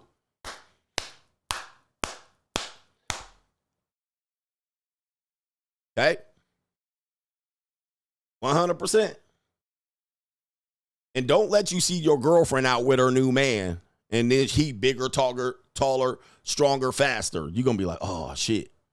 You're going to be like, all right, I'm going to make sure she see me with my new bitches. All right, and you're going to get a baddie, too. You're going to get a baddie, and you're going to want to parade her ass right down your girlfriend's street. You're going to want to parade her ass right down your girlfriend's street. Guess what? Your girlfriend going to be getting papped out. Papped out. All right? Papped out. She ain't even going to see you with that baddie. She ain't even going to see you with that baddie because she going to be too busy swallowing suckseed. Now, here's what's going to happen. Because she going to miss you walk down the street with that baddie. So you're like, damn, she missed me. Then you're going to call a baddie up. Hey, can you come over again so I can walk down the street and maybe bump into my girlfriend accidentally? You playing the distraction game. She go, oh, I can't make it. I can't make it. Oh, fuck it. I got to go get it. Then guess what's going to happen? You're going to be walking down the street with that triangle booty, gunt having slump buster, and you're going to be walking down the street. Your girl going to come over. She going to pull over, and you be like, damn, there go my girl right there. Oh, shit. Slump buster going to come out. Hi. Oh, shit. Damn, bitch. Hi. She going to come up and give you a hug, be all up on you with her gunt. And your girlfriend going to look at you like, damn, okay. I see you moved on very well from me, huh? Bitch got a mole on her nose and shit. Look at this hook nose, mole having ass. Damn, nigga, you down bad. You down bad. That's when your girlfriend gonna be outside mowing the lawn, trimming the edges and shit, watering the grass, playing double dutch outside with the kids. She gonna see you and shit and be like, you gonna be out dinner and she gonna be with her man, holding hands, feeling in love and shit. And you gonna be out with that knock knee. You gonna be out with that knock knee bitch, too busy trying to pay your girl back and sleep through your problems. And she gonna see you and be like, and now you really gonna be like, God damn, God, shit. You can't get that back. She gonna be on Facebook tonight. I see he ain't moved on from me. I ain't got nothing to worry about. He'll take me back. He'll take me back. He ain't moved on from me. And you going to be like, damn. So go live your life, man. Go live your life. It's hard, but live your life. And let your girlfriend get God out here. That's us co-sponsorship. I'm rich, bitch. All right. Woo, it's hard for men to learn that one. All right, so dive deep into those essences. You can get the Free Agent Lifestyle book and follow it. Oh, man. It's never when you with the hottie. It's when you with the naughty. Shout out to our brother, No Government Name DW. He says, back in high school down in Jackson, Mississippi, we used to say the white girls had no ass at all disease. No ass at all mean no ass at all. All right, with the flatbacks. All right, yeah, white girls used to have a different aesthetic back in the day. They've actually gotten to their GMO days. They plump when you cook them. You know, white girls also have, they also have their fashion has changed, right? So You know, back in the day, women, white women used to wear, that's why they used to wear high-rise jeans. Everything they wore was high-rise. Like today, all of us wear our pants very low, right? Even women, our pants are low. You know, women will wear stuff, a skirt, and it'd be right where the V start, you know, that V right here, not the vagina, but that V area. So we wear clothes low. All right. Some of the fashion comes back now as high-waisted or high-rise. Back in the day, white dudes used to wear they shit like this. They used to wear they shit right above the belly button, like high Poindexter shit. So as a result, white women look like they had flat asses, but it's not exactly true. It's not exactly true. What happened was their clothes had high pockets. Their pockets were super high on their back. And white women tend to have long torsos. So if their jeans are high and the pockets are hella high, right, it looked like their ass was hella flat. And of course, in their culture at the time, they didn't want big asses. Big asses were a no-no. So they literally clothes were formatted to make them look slim, wasted, and shit like that. But what was happening was their pants were hella high on their body. They have long torsos and the pockets was on their back. It was not down low. Now today, you see now we accentuate the booty culture. The pockets are right on the buttocks. And so then people wear their jeans and their pants lower with the pockets appropriately on the ass. So then when she moves, the pockets be like left, left, left, right, left. And then now women, white women and all races of women know that ass is accentuated. It's popular. So they don't work hard to keep their ass low, and they don't have wardrobes to de-accentuate the ass. They have their pants actually accentuate the ass. So this is why white women have been known as long black backs. They have longer torsos. Typically, if they're thin, they have long torsos, and then they also wear their pants higher, and then the pockets are right on their back. All right, I remember that in high school. All right, so that will make you look like you have a flat ass. Whereas black women have they almost always have a short torso. The torso, unless they're naturally tall. Black women typically torso is not as long. Linglings, Asians, white women have a longer torso, almost always. All right, but Asian women have a short legs, typically. Whereas white women will just be long everywhere. Everything will be long. So it'll make them look flatter. It'll make them look flatter. Yeah, black people in general have short torsos. So our torsos are always not going to be extra extended. So, yeah, that's what happens. And in fact, the legs typically are longer on black people, so that if you see a black male or a black woman with a big butt, it'll look like their butt hella high on their back. It'll look like they can reach in a pocket like this, right? Like if you see a black woman walk in, then she'd be like, all right, her butt will be way up here. All right, her butt will be way up here. All right, and that should look like you can ride on the back like this while she walking. And she can reach into her pocket like this. They typically are shorter torsos, especially watch a black woman has big breasts, a big breast, and a big butt. Her torso will be shrunk like this. Her titties will be like this. And then her belly button will be right under the titties. And then the booty will be right under that. All right. Short torso. I'm educating y'all. Right. So even dudes that play basketball and they kind of built, they butt will be way up high on their back. Pause. So that's kind of how people are built. Latinas kind of same way. So people who are extra curvy, short torso. People who are thinner, slim built, athletic, longer torso, longer back, shit like that. And of course, there's nuance into that because black women could be built like that as well. And typically they will tell her to eat more cornbread and you need some meat on your bone. All right. I got the knowledge, man. Who has knowledge to break down shit like this? Who has knowledge to break down shit like this? Who can break down right on point the aesthetic of the human bodies? I look at a lot of people. I people watch. All right. I study people, man. I am the modern day archaeologists, sociologists, man. Nobody got this knowledge. All right, I got people down to a science. Shout out to the dictator, 3 mil. I do not have the stomach nor the funds for that. All right, and shout out to our brother Twin. He says Mitchells won't last. Boss up. They don't. Hey, we need to weed out these Mitchells, man. Better boss up, nigga. All right, we need to weed they asses out. Fuck them niggas, man, for real. But I'm a people watcher. I'll be outside just watching people like. All right. All right. I don't say much when I'm outside. I just watch people. I'm a people watcher. All right. Anyway. Let's see if I got it. And then let me see if we can get them. And then I think we can move on. Shout out to CO. I got people broken down to a science. Shout out to R3d Pill. Luffy says, Coach, I will always watch your content, even if I don't donate frequently. Men will adjust to their wives and girlfriends being escorts and prostitutes willingly as she gets cream pied on the dark side. Men will adapt for sexual access or they will get nothing. This dark side is fun. You're absolutely right, guys.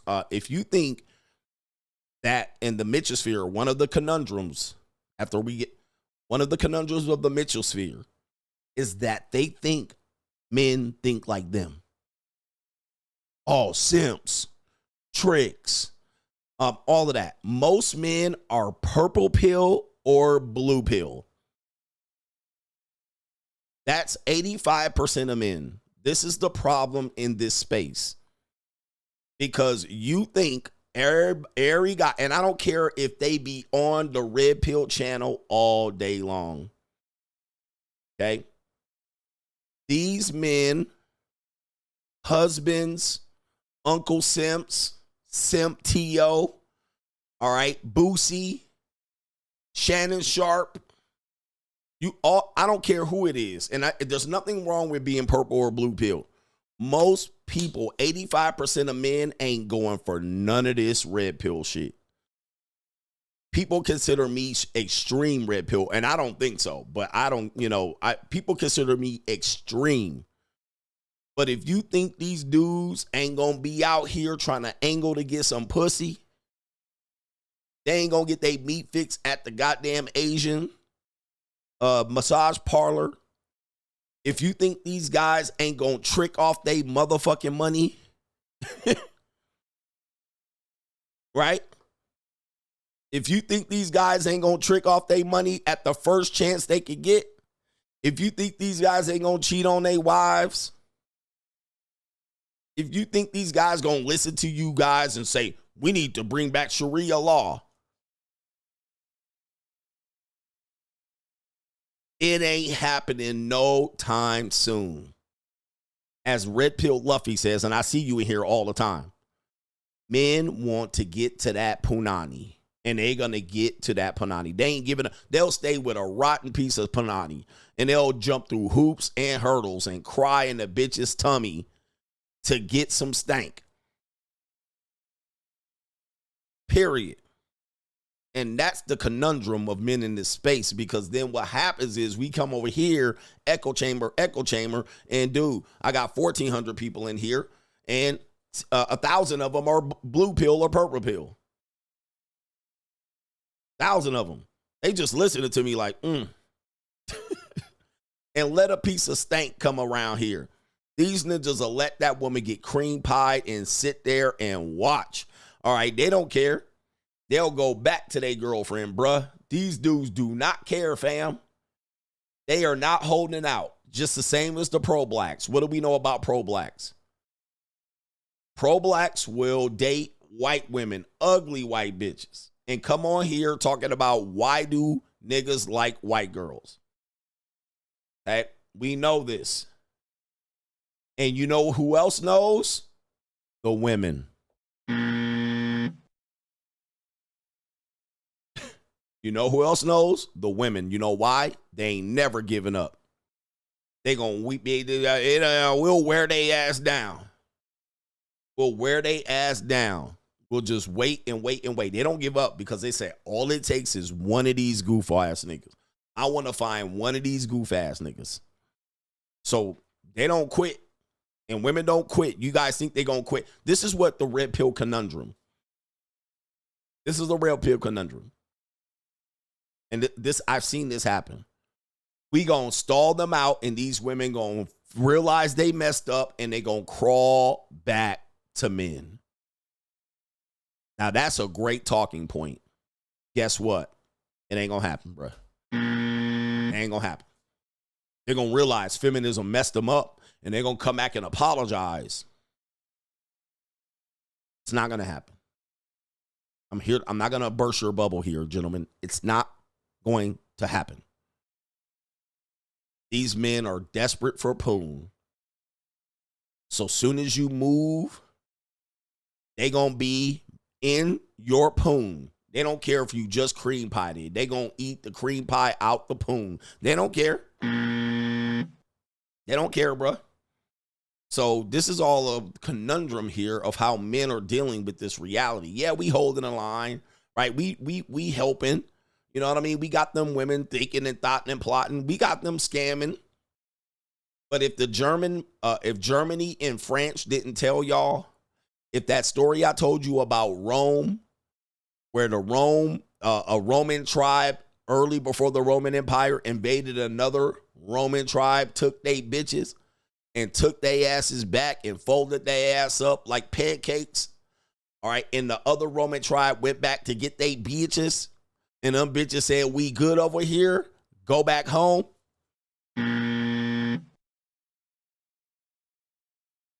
We good over here. They taking care of us over here. They putting that dick on us over here. They simping and tricking over here. They putting us on a pedestal over here. They painting art pictures over here. They painting our titties on the canvas over here. They painting our titties on the wall. They making sculptures of us over here. They putting our toes in their mouth over here. Okay? They good. They just gonna have to wait that shit out. Dude, the minute we move over and be like, yeah, let these bitches rock, somebody coming after to clean that shit up. Yes, sir. So whoever coming here, and Sandman said this, and I'll never forget it. Sandman, the legendary Sandman, if you don't know him, go subscribe.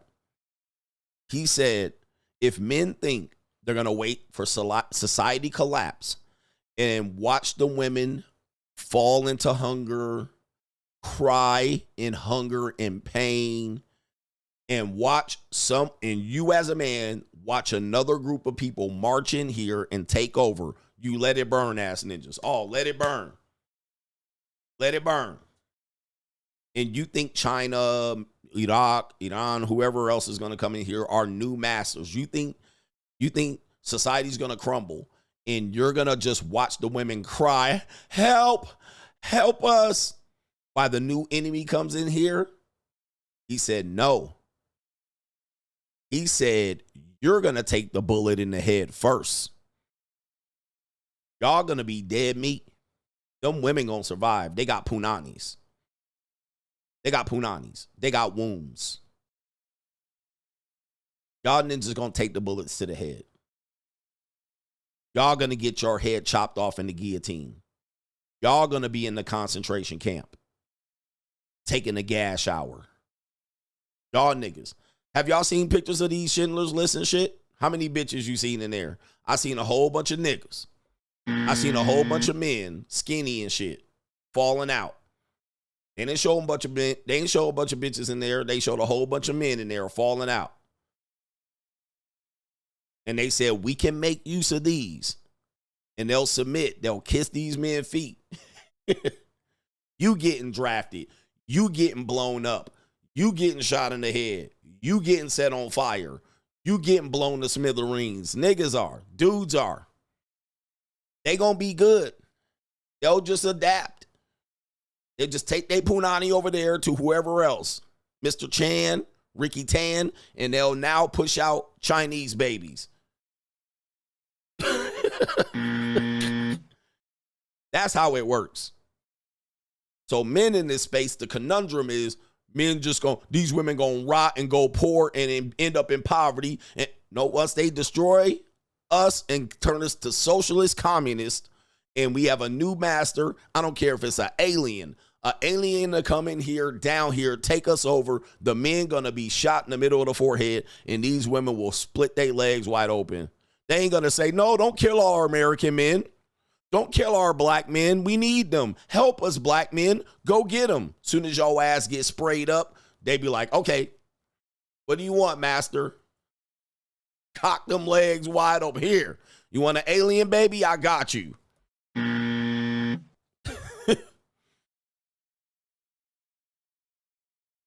He said they certainly were in the gas chamber. I know. I was painting a picture. Paint a picture. Paint the picture. You don't see many videos of that shit. You don't see many videos with titties out at the gas chamber shit. You saw a whole bunch of niggas, skinny, scrawny ninjas, all right? They kept them pictures away. But I'm painting a picture.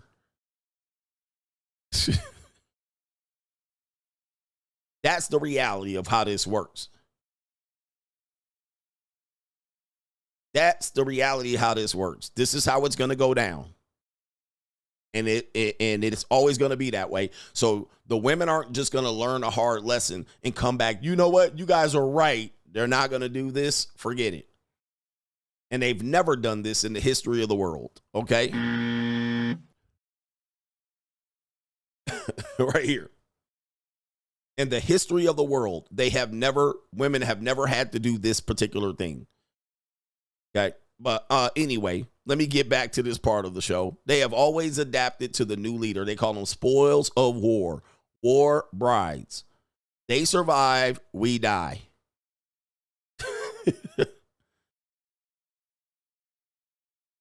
They survive, we die. Look at Vietnam.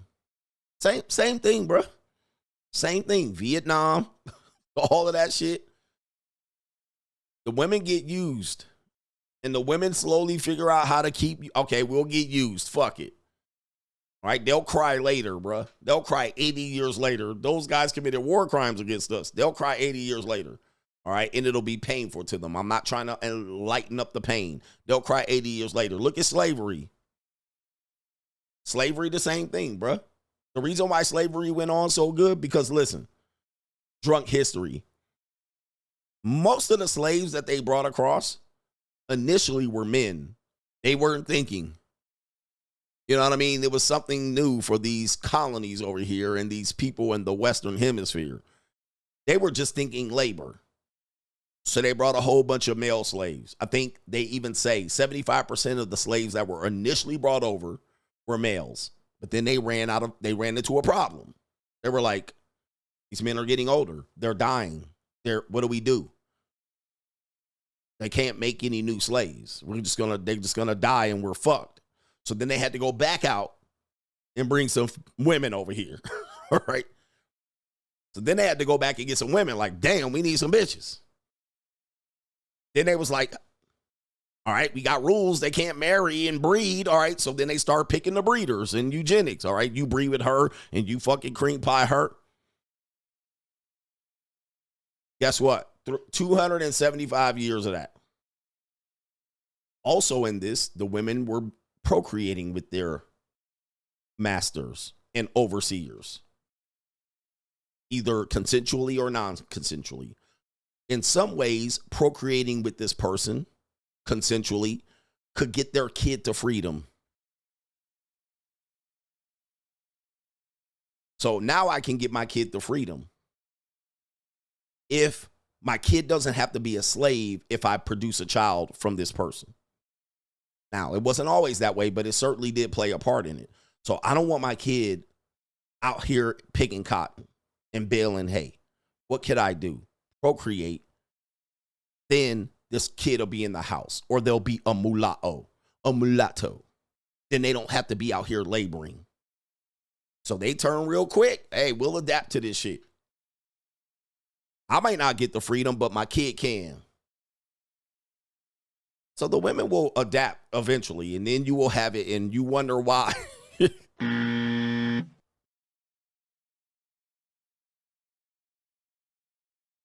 It's an interesting thing. They ain't gonna be in there fighting it off. We need to fight for our men. Nah, bro. They will figure out survival. Survival first. How do I survive this? It ain't about us. It's about me.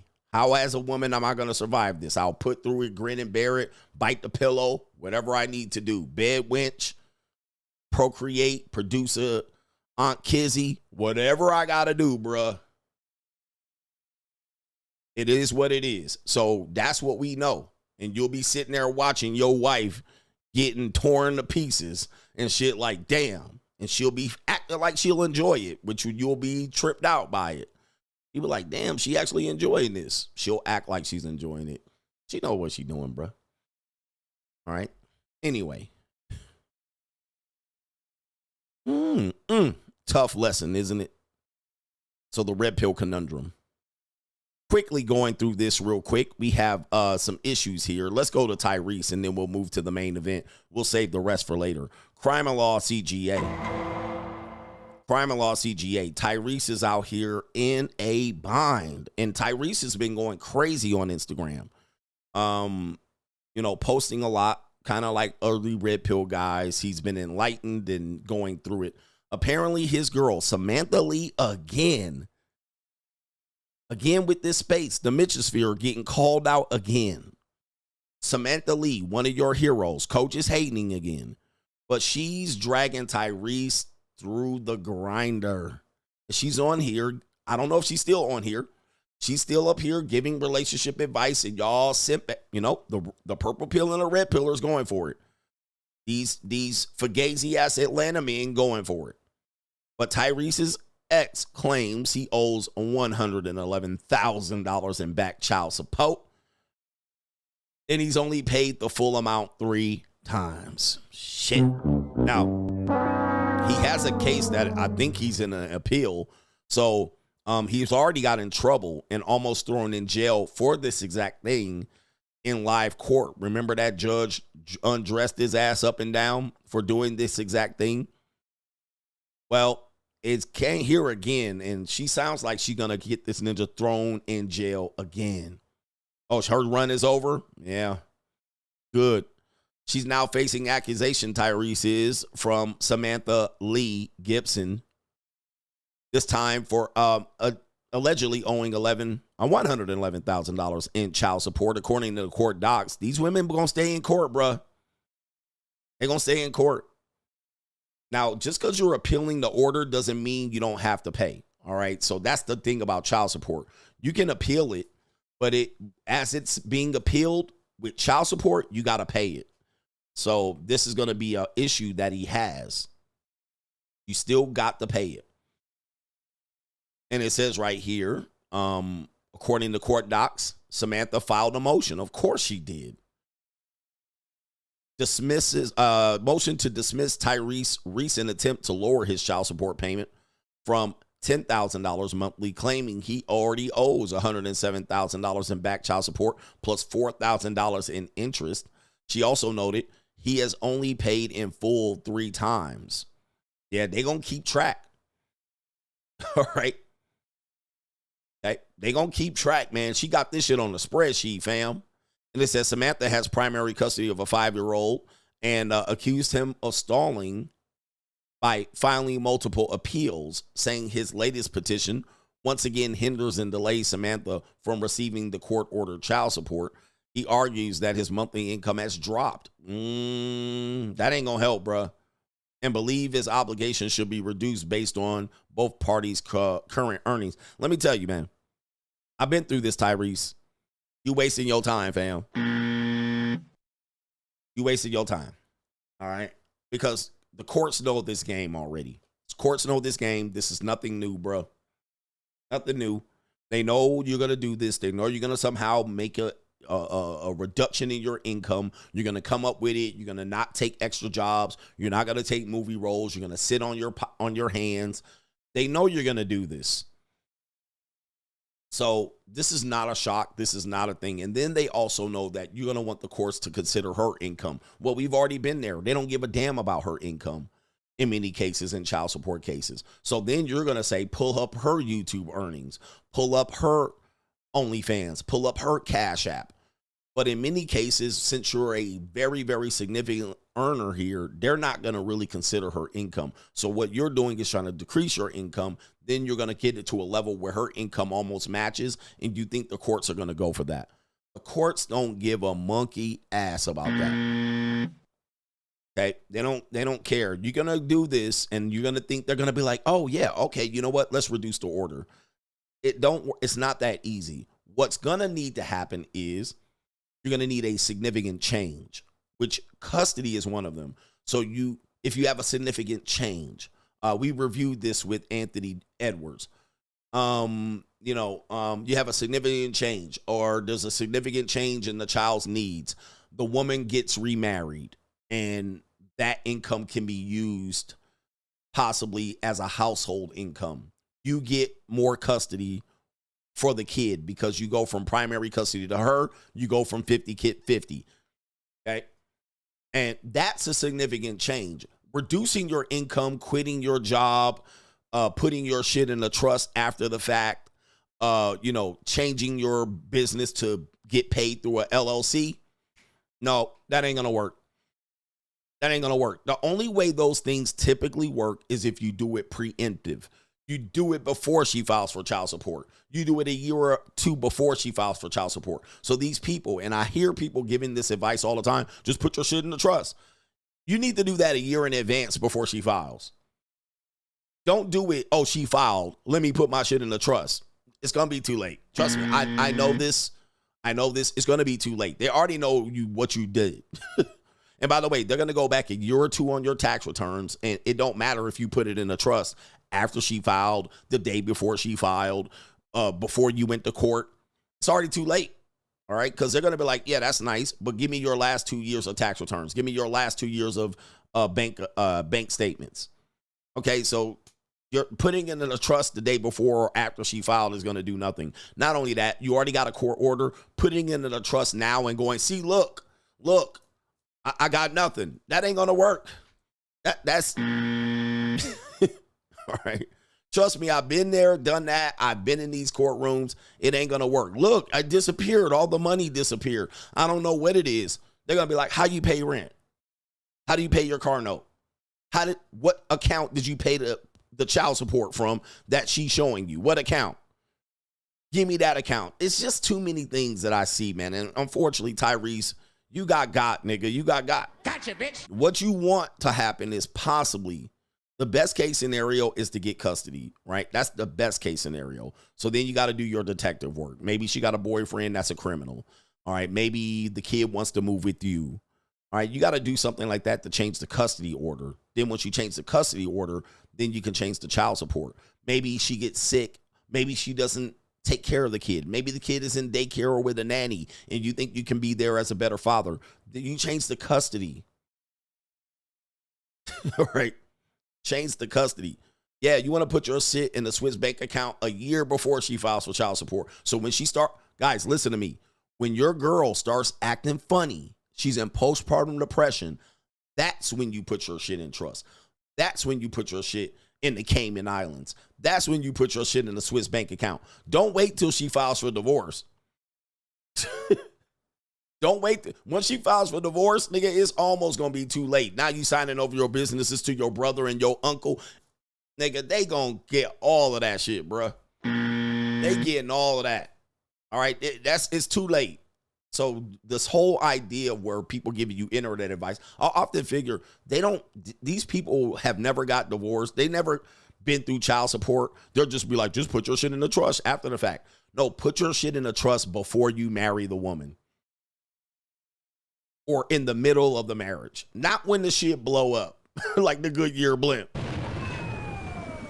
Not when she move out and take your kid and then file for custody and divorce. It's too late. I ain't saying it's 100% too late, but bruh, you gonna be looking crazy. You want to get her when she start tripping. Oh, this bitch tripping? Okay, let me move my shit around. But normally guys are like, we're going to work on it. We're going to work on it. We're going to work on it. And she just stalled it out 2-3 years. And what she's doing is stalling it out, meeting with lawyers, collecting data, getting information. Did you file your tax returns? Dude, she'll ask you, while considering divorcing you, did you file your tax returns? Did you get a promotion? Where's that extra bank account? I need access to that bank account. I need the debit card. Where's the other bank account? Where's the slush fund? I need access to the security deposit box. She gonna be doing that and sucking your dick and giving you lazy head and fucking you. And then she fucking you over, setting you up. Then when she files for divorce, now your dumb ass gonna come out here and trying to sign the LLC over to your brother. It's too late. It's too late. So these internet people giving y'all I'm like, nigga, have you been through a divorce? No, they haven't. So you got to do that in advance. I'm giving y'all this game. Come on, man. Main event. Let's do it.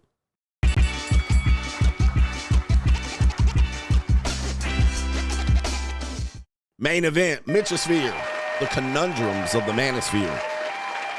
The conundrums, as you guys know, I'll be reading the Manosphere, the Riot Act every now and then, and people get in their fifis. Even supporters, they get in their fifis and they choose side because men need a hero. We don't need another hero, ass nigga. We don't need another ass niggas because men are in bad shape. Let's just be honest. Men today are in bad shape. You're forgotten. You're invisible. You guys are getting completely isolated in the dating marketplace. You're getting priced out. Men are looking for solutions. And then we are the only speakers of truth in this manosphere. We are your protectors. We are the ones. But of course, we need to eat too. And there's where the conundrum is. You want this advice. You want this free game. But you think, oh, I don't have to pay this nigga. Fuck that. All right, I want to give pussy for free. Fuck that. Coach, teach me how to get around this shit, man. Nah, man, but don't pay, coach. All right, fuck that. So that's one of the conundrums we have. Men need heroes. There's few and far between. You can't even go to the movies and see a hero. We don't need another hero. Bruh, you can't even go to the movies and get a hero today. You can't go to the movies. You can't turn on Gen Z rap and get a hero. These niggas wearing leotards and panties. These niggas posing on Instagram like you can't get, these men don't have a hero. So then what happens is if you are looking for solutions, answers, direction, you have men like me. You have men like, well, I ain't going to name no names. We're giving you information to change your life. You're down bad. You need direction. Bitches giving you and running you in circles. You're getting divorced, child support. Then you come over here and then we're your heroes. But then what'll happen is you guys will get territorial. You'll get tribal. Then there's different strategies. Don't listen to him, listen to him, and don't listen to him and listen to him. Then you guys pit one against the other, and then you turn into goddamn junior high school bitches. Then you want to see us fight. Then you want to see us go at each other's neck. Then you put in philosophy versus philosophy. Then the content creators are looking at one person's numbers rising. I should be better than him. All right. And then you get bitch ass niggas, freshman Mitches, content creators trying to fight they way to the top. All right. Trying to go on Dr. Phil. I got invited to Dr. Phil. Everybody got invited to Dr. Phil. You was just a bitch ass nigga to get your ass up there to try to get that fame. All right. So you can climb ahead of the rest to the next nigga. Then it creates this. He promotes marriage. He doesn't promote marriage. He's good. He's bad. He's a pimp. He's a Mac. He gets bitches. He don't get bitches. He's a MGTOW. He's a loser. He's a free agent. He's a passport bro. Then it turns into some high school shit. Then instead of rising to the top, y'all go into junior high school shit. And that's where the manosphere sticks right now. You bitch ass niggas is 8th and 9th graders right now. When the manosphere run out of talking points, guess what they do? They turn into bitch made 8th graders. That's what they do. Then they pit one against the other, and then one philosophy against the next, because the talking points can't go, the talking points get exposed. And society has exposed the red pill in the manosphere. It's opened up the door to too many Mitches. Mitch ass niggas is actually purple pill simps. And then you come in here with your tough talk behind your screen name and your icon, and then you go out here and simp. You go out here and do trick shit. You go and do the dumbest shit you can possibly do. And then come back here and do some more tough talk. and pitting one against the other. Nigga, we don't need certain heroes. And then you pick the craziest heroes. He's my hero, coach. You're talking about my hero. We don't need another hero. You talking about my hero. Niggas be having felonies, false accusations, you know what I mean? Scamming you off of crypto, doing some wild shit. And y'all be like, well, you don't like feminism, so he one of us. And you're like, what? Okay. And then when you get a real one in front of you, you don't know how to deal with it. You want these ninjas to be cartoon characters and shit. Oh, I want them to be a cartoon character. He the best. And so you end up with these conundrums. Like I said, and I'm going to say it again. What the Manosphere was from 2012 to 2022, that was pretty much the gold mine. From 2022 to 2025, it's the pits. It's the pits. And I have a couple of things to credit for this. TikTok. So before 2022, TikTok was a thing, but people didn't use TikTok as much to give you content. But because there was an explosion, COVID, of the Manosphere and the Red Pill, it was easy to give y'all rage bait and not content, right? And not instruction. So I'm going to give you 11 minutes of TikTok. 11 minutes of women on TikTok. Now, I saw content creators that I know was putting out lessons, but because the views, you didn't want to listen to the lesson because the views and the monetization and we're competing for numbers, what'll happen is I could just lazily edit 11 minutes of bitches complaining on TikTok. Right? And it'll go one video after the next, and then I come on, talk for 30 seconds, reaction channel, end clip, and then rage. And then guess what? Y'all ate it up. And guess what? Other content creators like, oh, that's how we getting views? All right, here we go. All right, 11 more minutes of bitches raging on TikTok. TikTok reacts. So then it became lazy. All right, content creators became lazy. You can grow an audience. You can just put yourself on a thumbnail, like I am. Put a dumb bitch put dumb bitches on the screen and then get views. Right? So then it became lazy. No teaching, just trigger rage. Aha. Same thing happened kind of with the Fresh and Fit, Ever What podcast. It just be, oh, okay, put dumb broads up there. All right, and then just make them say something stupid, clip, go viral, react to that. I got a channel, reacts to that. We good. So the message, the talking points started to become, the 5 talking points. Right? Feminism ruined women. You're going to hit the wall and regret it. Subway always going to be hiring. You're average at best. All right. Then it became the same talking points. Did you guys know women filed for divorces 80% of the time? Now, before that, men had done hours of researching this. MRAs, me. I would do live streams and I would go to this thing and pull these datas up. But then people just easily would just throw it at the woman and then see what she did. And when she reacted dumb, clip. So you trolling bitches that don't even expect to be trolled. They're coming in completely unprepared. They're not there for a debate. You just hit them with some facts. You got a list of shit that you're about to read out to them. You throw it at them and they be like, oh, deer in headlights, and they say something stupid and then boom, clip, clip, clip. So that's what the Manosphere became for 2022 to 2025, or really 2024. It was not like, hey, we need to do this. Free agent lifestyle. Go your own way. All right, PUA. A lot of these guys then will give their PUA spin to it. You want to learn to pick up hot bitches. You guys want to fuck hot hoes. You guys want to get laid after making these bitches look dumb. Right? Now, do you want to fuck hoes like this? I know you do, you virgin incels. Buy my course. So it was kind of like mixed up in all of that. And the points got lost, which then what happened was the normal world adjusted to the Red Pill or the Manosphere. So then they start going, okay, what are these guys saying? We're going to listen. We got more hate watchers, more viewers, more people coming over here, purple pill guys looking for advice. So then they start listening. Let's see what they're saying over here. Oh, 80% of women file for divorce. They're worried about hypergamy, the 80-20 rule. All right, women sleep their way to the top. Women waited at the finish line for the winners. So what happened? They took a little bit of few talking points. Some celebrities jumped up there. They took it too. All right, they used their own personal experience and knowledge dealing with, 304s in their profession. They mixed it up a little bit. All right, and then guess what? Now you had an adjustment. As I said, even with the Passport Bros, which people called me a hater.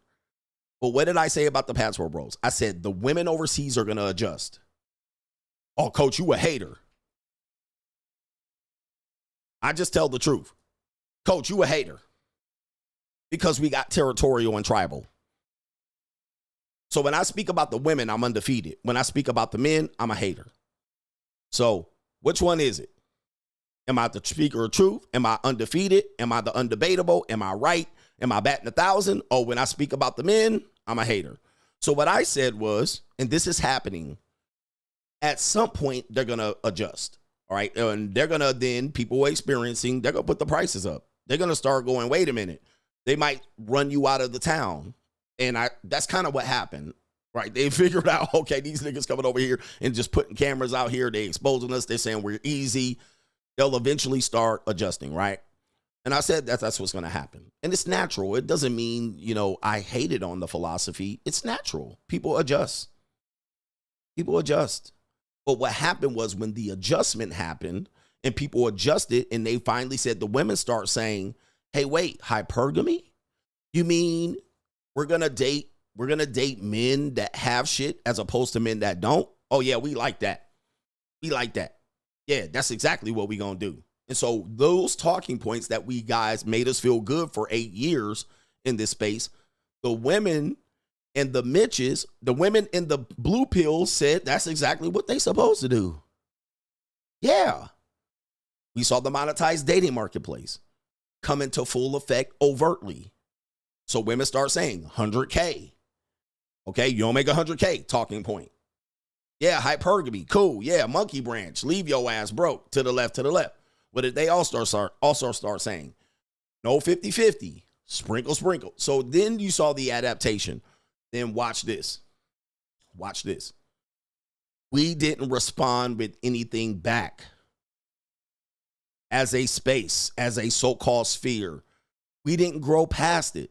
What we then start doing is pitting one tribe against the other because we're still thinking there's a race to the top. In the midst of all of that, you had the Kevin Samuels rise, followed by the Andrew Tate rise. Then the I skipped one. You had the Kevin Samuels rise. Then the Fresh and Fit rise. Then the Pearl Davis rise. Then the Andrew Tate rise. And then all of them got slapped the fuck down, okay, or stopped in their tracks.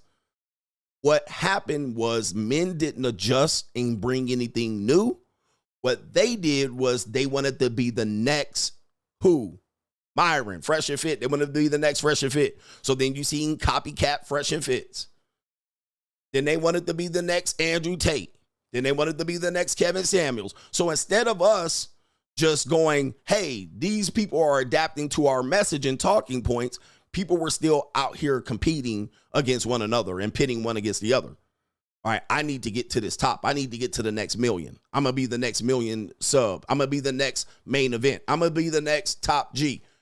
So then instead of us growing and making more talking points and standing on business, we then started to just, okay, competition. All right, I need to be the next. Let me jump on Dr. Phil. Let me jump on Fox News. Let me get an interview with CNN. Let me get the next 2 million subscribers. Let me get the next plaque so I can be the next one to the top. That's what the space did. Let me just make another reaction channel. Let me make reaction after reaction after reaction after reaction after reaction. Let me just get these numbers up. Give me these 100K views. Give me these 400K views. The space never adjusted. So now what do we see? Everybody and their mama saying the same thing we said in 2018, 2017. And they just coming up here, giving y'all the same podcast with the same bitches, the same duck lip bitches, the same. Now, I adjusted for better or for worse, whether you agree with my adaptation I made an adjustment. I actually brought in a whole new set of talking points. Now, this became problematic. I started going, okay, fuck this shit. I'm not going to just level everybody with a simp and everything with a dumb bitch. I start going monetized dating marketplace, the JUCO. I start hitting y'all with a whole new set of talking points in between the talking points I had. I didn't focus on beef. I didn't beef with anyone in particular, although people beef with me. I didn't copycat. I did sort of reactions, but I didn't make like 50, 11 minutes. I didn't just throw TikToks at you with no substance.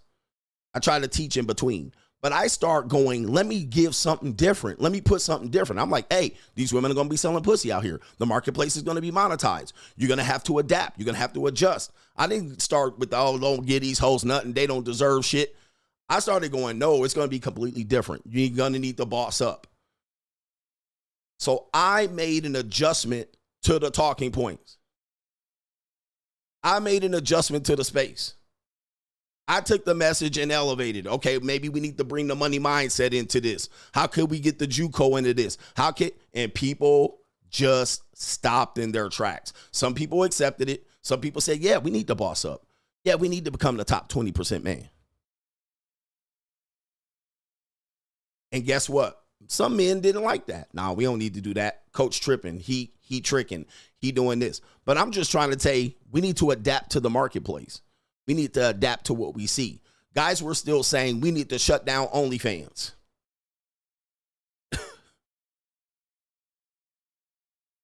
Yep, I didn't jump on collaborations. I didn't go dick ride other content creators to get views. I didn't throw out hella courses for y'all. I didn't do a crypto coin after a year before saying I hate crypto. I kind of just stayed the course. And what I did was go, okay, let me bring another adaptation to this in the middle of this. I'm not just going to throw you reactions to this and TikToks to that. I'm not going to do that. I got funnier instead of more hard hitting. I got more comedy. Okay, let me bring some comedy into it. Let me lighten it up for the people. So I made adjustments. I'm willing to bet a lot of dudes didn't make adjustments. They're still giving you the same shit they gave you in 2020, the same shit they gave you in 2019. The same shit they gave me in 2018, and they wonder why they're not going viral on it. Well, between Myron and Pearl and Andrew and Kevin, they done said all that the world gonna want to hear. Nobody else is gonna trigger the world with your bullshit.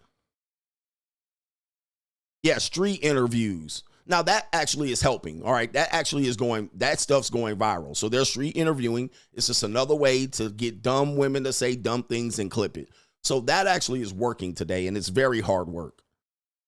That's very hard work. But dudes are still saying, we need to stop OnlyFans. We need to stop Instagram. They're giving you the same shit. We need to tell these women need to understand. They need to And I'm like, bro, they still giving you the same shit.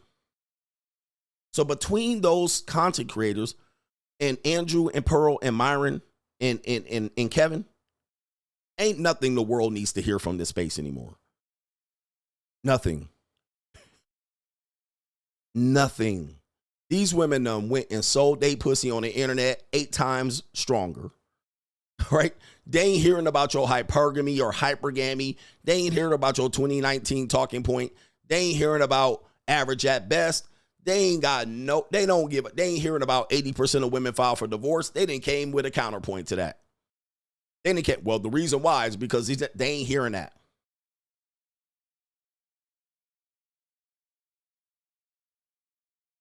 But if you're still putting that out, what you're finding is it's only the small percentage of the men who don't want to grow that are just going to keep feeding off that, right? I'm going to feed off that. This makes me feel good. And I understand I'm struggling. I'm down. I'm in pain. This makes me feel good. Yeah, these hoes dumb. And the world has moved on. The world has conformed around those points and gobbled them up. I call it cherry picking. They cherry picked them points already. They're like, good. Same thing with running game. This shit is goofy to these women out here. They like, nigga, please, running game. Okay, whatever. But of course, a young man who's struggling, he's going to eat that up. All right, I need confidence. I need to learn how to talk to a woman. That shit was dead in 2018 when MGTOW went crazy. That running game. And the only reason the game shit resurfaced is because Fresh and Fit brought in an older content creator who was the last remaining PUAs, he started teaching stuff that was 2014 to that audience. And Fresh and Fit looked up to that guy. And then those guys, he was able to re-energize the content. So Fresh and Fit was used as a vessel to bring that conversation back up. And so they, Fresh and Fit, rightly so, brought all of these content creators in, right? They brought me in. They brought everybody from all kind of talking points on. And so what happened was people was able to put their shit back. And it was a resurgence of the game in Red Pill. But it was dead already. Game in PUA was dead. But because Fresh and Fit was good enough to bring these old voices back, it was a resurgence of it. But it was already dead on arrival. Men had already given up on that as a possibility. Now you apply that shit out into the real world today. It doesn't work. Even one of those guys said, I'm over here in Japan and these bitches are monetized. It don't work. So the world has adjusted around it, but we're still trying to keep this shit going. And it looks crazy. It just looks crazy. Nobody's blowing up anymore. Nobody's got 1 million subs overnight. People that thought they was going to get to 1 million because they got to 750,000, still sitting on 750,000. They thought they was going to be the next 1 mil, and they sat here for the last 2 years stuck. Right? Stuck. What happened? The message got stuck in the mud. So let's deal with these conundrums real quick that we need to look at and go, this message can only need to adapt to the current marketplace, not the marketplace of the past. The marketplace of the past is dead. The marketplace that allowed us to get this knowledge about evolutionary psychology and relationship dynamics is dead. All right. It's only working on broken and poor people. Here's a conundrum. Conundrum number one that I see in this space, which I've always said. Conundrum number one, women are always a victim is the mindset. That's the talking point. Women are always the victim. Now, the conundrum is these same guys that will say that, they will come in here with their pro-black shit and sound just like the women. Now, that one I've been trying to rationalize for the better part of 5 years. I don't understand how you guys say women are a victim. Then you come in and say women always, they don't take accountability. They're a victim. And you come in here with your pro-black shit the next day. We a victim, institutional racism. Don't take accountability about anything that y'all have done to shoot up the neighborhood and keep coming out here producing. How can this be? How can you do that and then say women don't take accountability and women are always the victim? And you come in here to victim shit anytime the narrative changes from woman to black. That's a red pill conundrum that I pointed out that I don't see how y'all don't see it. You're both doing the same thing. And I said pro-blacks and feminists are on one accord, right? Because you guys sound exactly like them when it's a black male. And then when I pointed out, I'm a sellout, I'm an Uncle Tom. So then y'all start using sign language, shaming language, calling me names. You guys don't shoot the argument down. Then you start talking about me, my height, and my nose, or whatever the fuck y'all talk about, AKA sign language. You don't take the argument down. Coach, emotional, then you emotional plea. Did not shoot down your heroes, but coach, my hero. So I'm like, dude, you guys are hypocrites. Hypocrites. Nobody ever shoots the argument down with some good rational points. Then it's name calling. Then you turn into the very women that name call you. Then you start calling me gay and can't get bitches. I'm a coon. Just like the women do. That's the real pill. That's a red pill conundrum that has not been fixed in this space. It's like, wow. You don't come up with evidence, proof, receipt, nothing. You just turn into bitches. Yep. Now, my man says, as a sociologist, CGA is the real deal with his knowledge. I don't come in here and lie. I don't just feed you rage bait. I don't do any of this. I be coming with you with facts, knowledge, evidence, conclusions, solutions, possible solutions. That's why I'm telling you, there ain't nobody better than me in this space. I don't give a fuck what they numbers say or how many cars they got. There ain't nobody that can compete with me. All right, I just can. It's just that good. And people with knowledge know this. The next thing that happens, the first equation, this is the red pill talking point. Women need to settle down and get married and be traditional. Society would be better if women settled down, got married, and are traditional. Better than they do this when they're young and not riding a cock carousel and not going to college. Here's the conundrum. The next thing they'll say is, I ain't marrying these women in America. The laws ain't changed. Now, I say the same thing. The laws ain't changed. I refuse to get married to Western women. So, if in fact women need to settle down and it will make a better America, it will make dating easier. These women won't be whored out and hollowed out. They won't try to Hail Mary you and hit the wall. And they are going to become traditional. Soon as I show you a traditional woman, TradCon, I ain't marrying. Her husband a simp.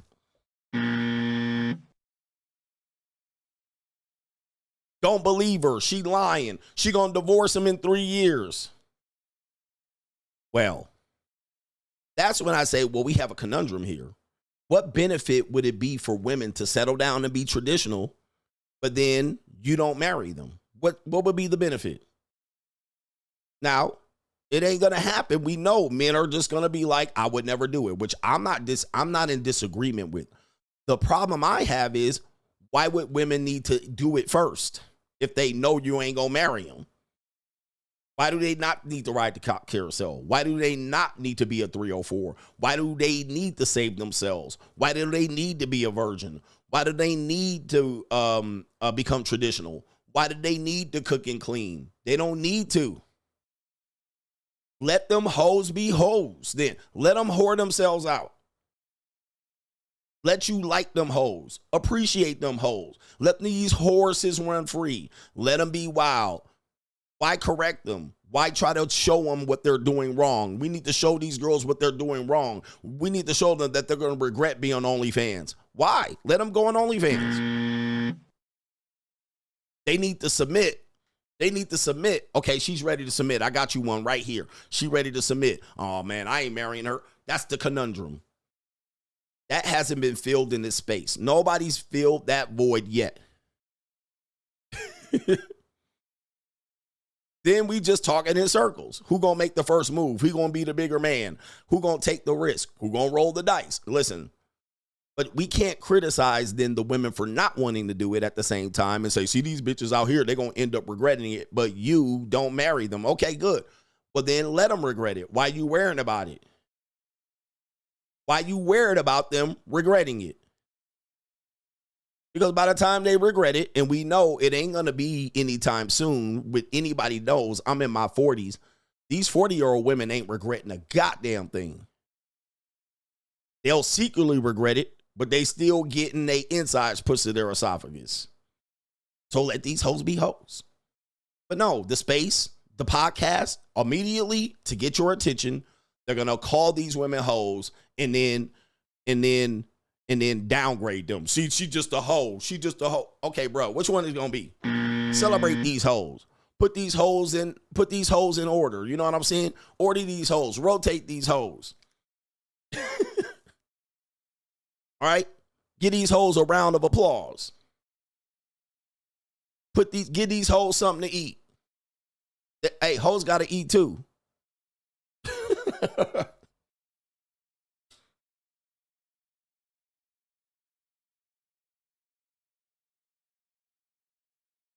Yep. And then guess what? When these hoes get washed up, they're going to be a new set of hoes next year. And they're going to be the mom going to have a hoe daughter that I'm going to just take to the hoe down. But no, that's tricking. And you supporting them. And these hoes don't deserve shit. That's the red pill conundrum. So you don't want to take them down and support them. You don't want to give them $100 a week. You don't want them to be hoes. What do you want them to do? The question is, what do you want the women to do?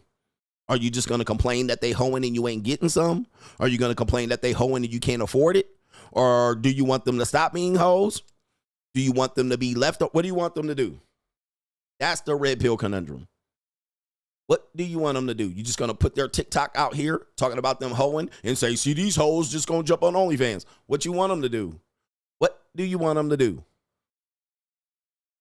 And I'm telling you, nobody's able to come up with a consistent talking point answer to this question. Niggas get stuck on stupid. Next red pill conundrum, and it's similar.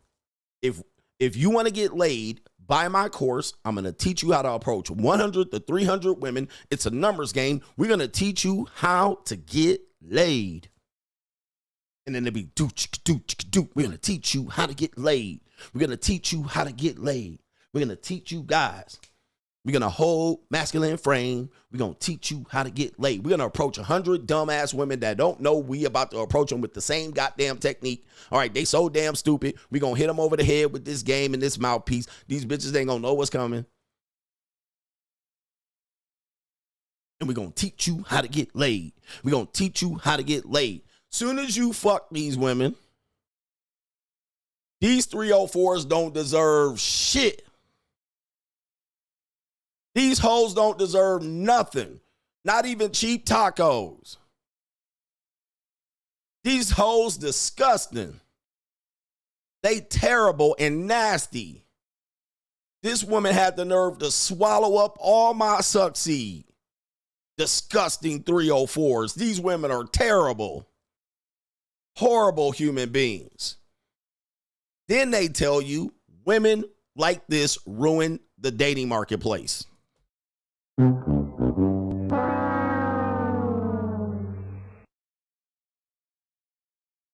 These hoes done ruined the dating marketplace. See, we need more traditional women. I'm sorry, what? You just got busy telling me it was a numbers game. You just got busy telling me it's a numbers game, that you're going to approach 100 to 300 potential hoes and hoping these hoes lay on their back and give you pussy. Then turn around and degrade the woman and tell her how nasty slut she is. And then proceed to say they ruined the marketplace. Ain't no more women left. Where the real women at? It's like, this is a red pill conundrum that really arrived here at 2022 and so forth. Now this is a problem, bruh.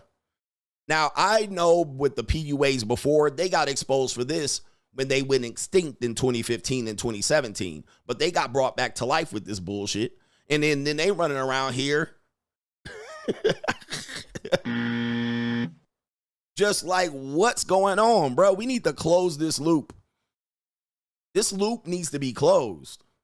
This loop needs to be closed because we need to come to a conclusion. Now, what did I do? I came up with the junior college. I closed the loop. I closed the loop. Let these wild horses run free.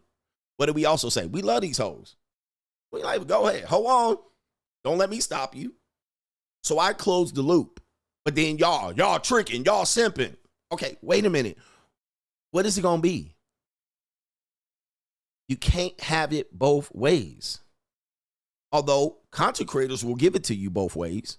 They don't have a problem because they know y'all confused and disoriented and they're your heroes. But this loop needs to be closed. These hoes running around here with their ass and titties out. Same hoes y'all cold approaching. Same hoes you're cold approaching. This happens to be the same hoes y'all cold approaching. How is this possible that y'all are talking about how scantily clad these hoes are, but these are the same 100 to 300 women y'all cold approaching? What's going on here? I guarantee you, I've been exposing this Mitchosphere for about an entire 4 months. I haven't had one of these motherfuckers yet to come disagree with me yet. None of these content creators are touching this. They know about it. They see the title. They see the audience. They hear the video. They ain't touching this shit with a 10-foot pole. Now ask yourself, why? I got way bigger audience than them, and it's my fucking light day today. Why aren't they touching this? Why aren't they touching this? You got to ask yourself. I've done several videos on this topic with between 1,500 to 2,000 live viewers plus 10,000 to 20,000 on the playback. How come they ain't touching it? Ask yourself this. They literally trying to ignore this shit and hope I stop and it goes away. Because it fucks up they grift. Then they want to call me a grifter. And I'm giving you the best goddamn breakdown across the board between men and women, women and women, men and men, men and Manosphere. They don't want to lose their Mitches. You know what they're thinking? You know what they're thinking? Coach gonna lose all his audience. Let him fuck his shit up, and we gonna clean up his Mitches. And we gonna get his audience. That's what they're thinking. They're thinking Coach is gonna lose his audience, turning against men, and we gonna pick up his Mitches. And then we gonna be able to sell to his Mitches. That's what they're thinking. But let me tell you something, content creators. These Mitch ass niggas didn't give me a dime the whole goddamn time. So you ain't getting shit from them either. Them niggas was freeloading pieces of shit anyway. So if you think you just gonna pick up my Mitches and minions that I done dropped over here, you ain't getting shit from them, bruh. Them niggas didn't give me a dime on the way out the door anyway. So go ahead. But these Mitches need hope. They out here hope. We need hope.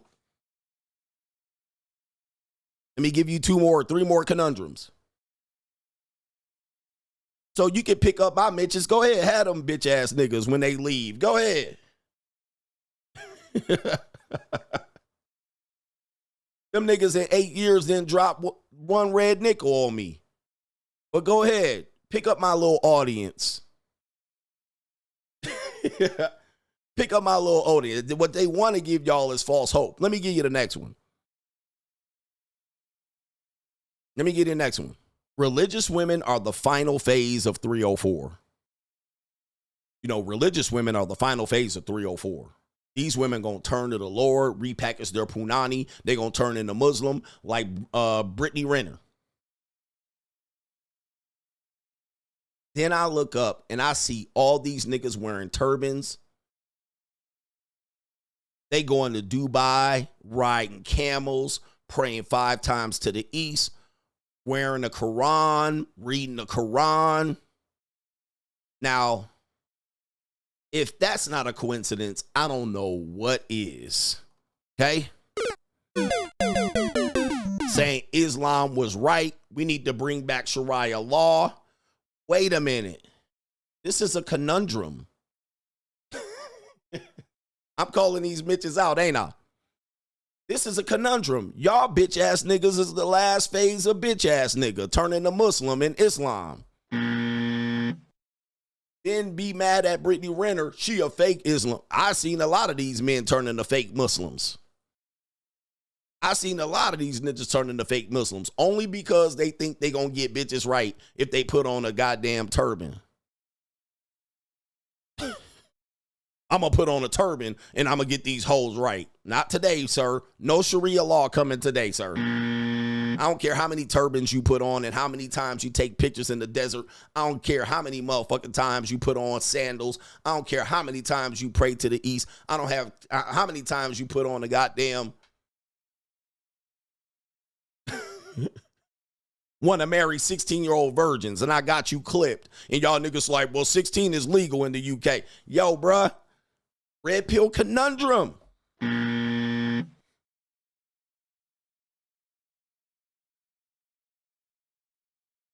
Red pill conundrum.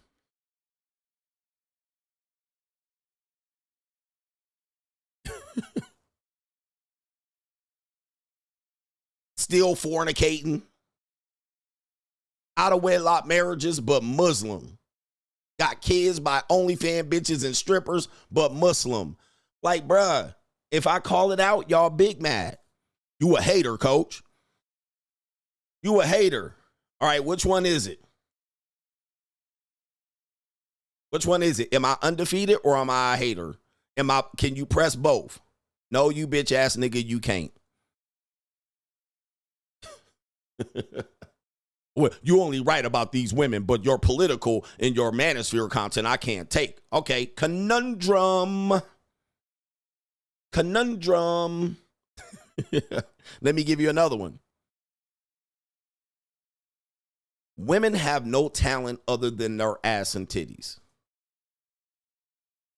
Women have no talent but their ass and titties. See, bitch, if you didn't have ass and titties, you wouldn't be able to make money on OnlyFans. All right, women always got their titties out in their ass because they ain't got no talent. Conundrum. Women are recreational use only.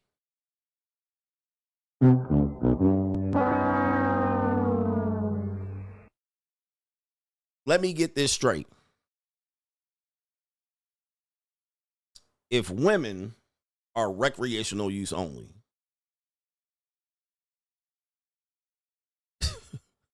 wouldn't that mean that their talent is their ass and titties? That's confirmation to me. Is this something that you're saying that this is down, that we should look down on? If they're recreational use only, then their talent is their ass and titties. That's how they stayed alive. It's okay.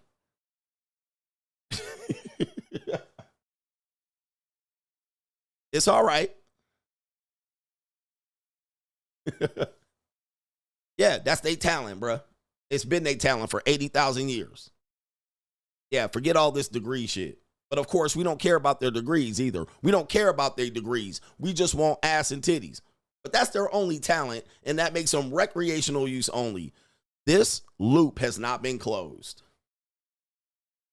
This loop has not been closed yet.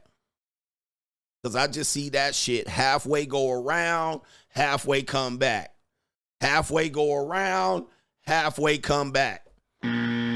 This loop needs to be closed. This one right here. What? The code ain't matching. We need a alt control delete. We need to type a code in to connect this shit and loop this shit in to where we can close this to great satisfaction so we can close this argument and accept our fate. Let's accept our fate, bruh. These women's talent is ass and titty number one. Cool. They recreational only. Okay, cool. Don't pay for them. Don't pay for it. Don't pay high price. And we don't care about their education and their smarts or their degrees neither. Okay? This is why I say this space ain't grown. It's stuck in junior high school. It's stuck in junior high. And everybody is adapted around us to the point y'all niggas come over to my JUCO stream like, huh? The women have completely adapted around it. They done moved forward in life, accepting what we call them. 304 skeezers, prostitutes. Here's another conundrum. This is just prostitution. Bruh. When has that stopped anybody?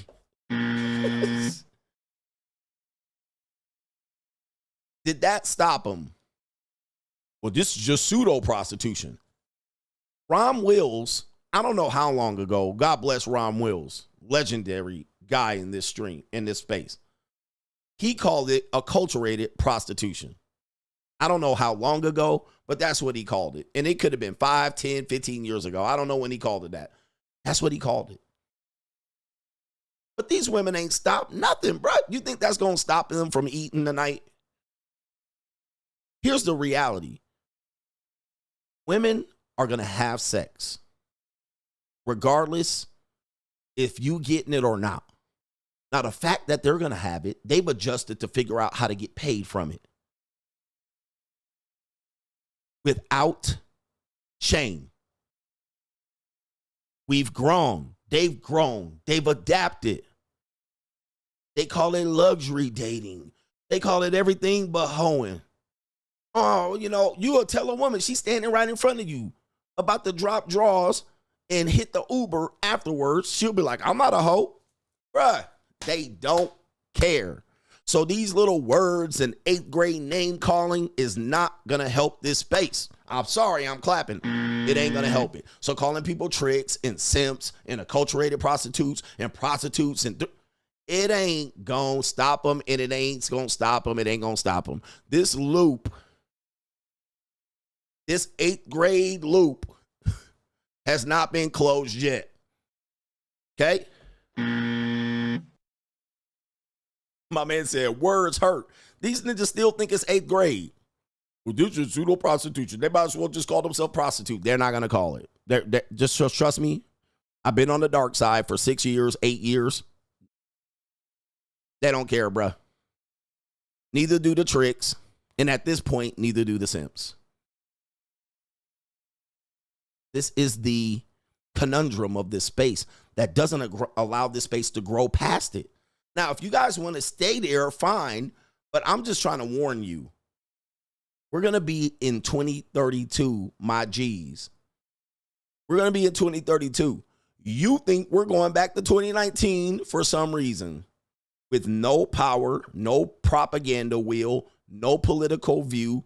You don't pay money. You don't support the content creator. You don't support your politician. You don't vote. Nigga, voting don't matter. Okay, bitch ass nigga. That's why y'all getting y'all clocks clean politically.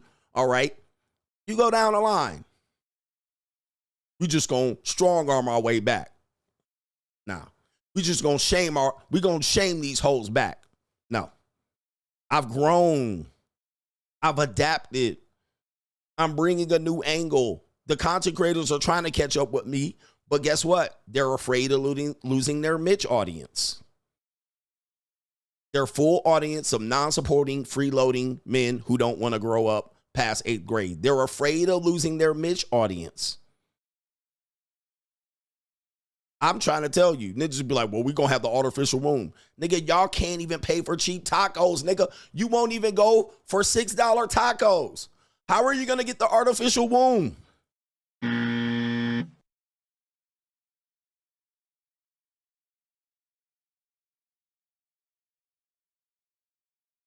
Older women will dominate science. They dominated today with IVF. They dominated today with Botox. They dominated today with... They are dominating those sciences. You are not paying for shit. You ain't gonna dominate the artificial womb. The women are. You won't even get surrogacy. You won't even hire a lawyer to support your child support case. Come up with an excuse. Well, lawyers don't help in child support. Okay. What the fuck are you going to do? You think you're going to just talk your way out of this? You think you're going to muscle your way out of this problem? You think you're going to just avoid voting? You think you're going to beat the political lobby that women have? You think you're going to run out here and come out here with your goddamn opinion and beat this? You're not. You're not. Wake up.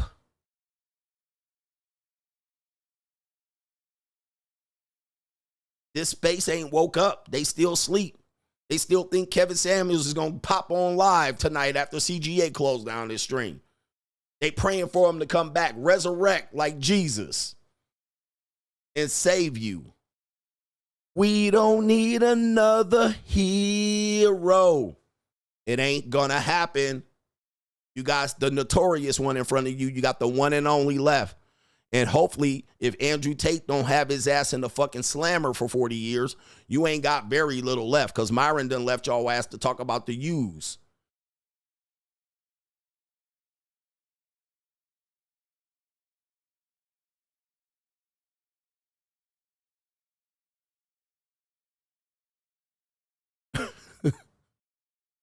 Last conundrum.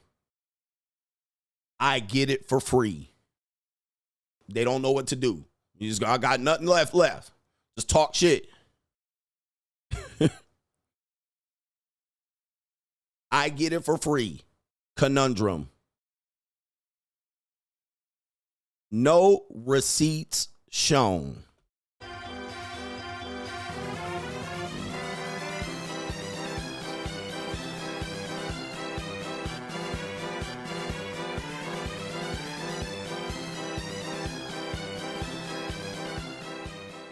See, it's 2025.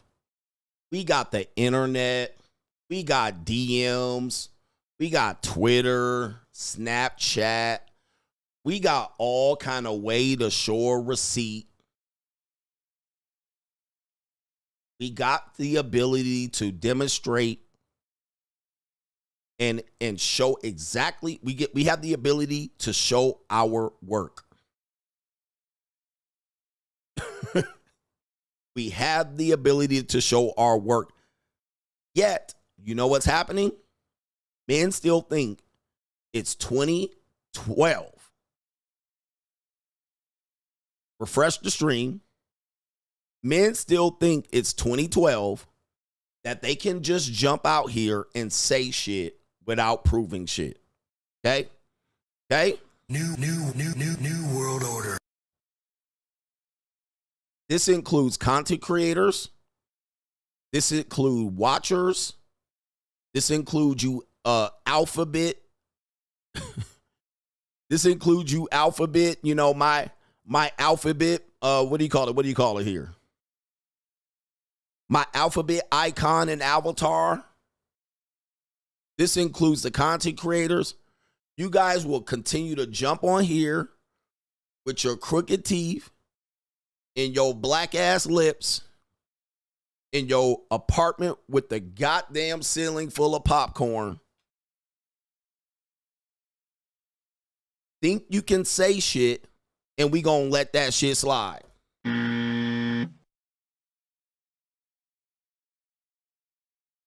You think today you could just say shit and that be shit?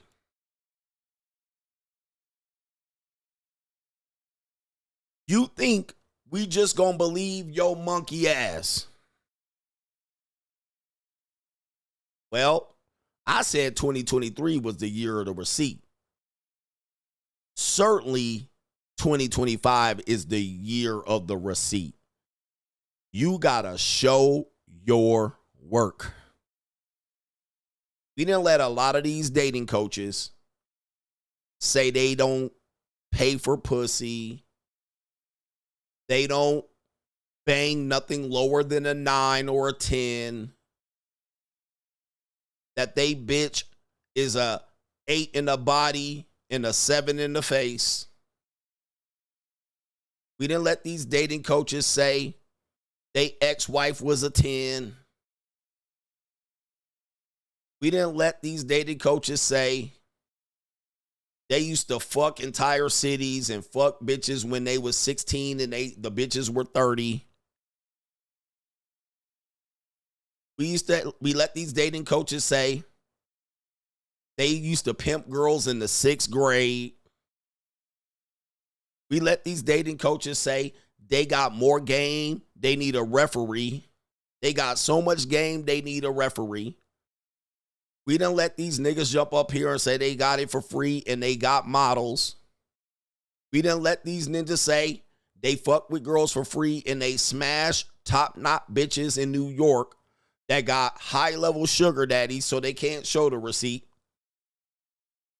Meanwhile, I'm sitting over here with the capability to get DM. Let me get that DM, fam. Oh, okay, great. You got Instagram, right? Shoot me that DM, fam. Let me see. Let me put my in the description box is my social media accounts. Shoot me that DM, fam. Let me see. Let us see that work. Oh, you got my Snapchat. Shoot me a Snapchat, fam. Put it on 5 seconds and let me get a glimpse of your work, Mr. Big Time Pimp. Let me see them Polaroids, pimp. These niggas got war stories when they had game and they was pulling bitches left and right in the 90s.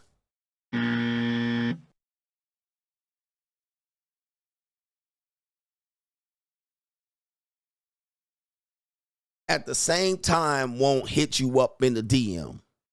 They won't send that evidence. They won't show them pictures. They won't show what blade they pimped on. They won't show when the bitches brought them Annihilators and Skittles to school in the 6th grade. They won't show you when they had the Pimp of the Year cup. They won't show you they Pimp of the Year trophy.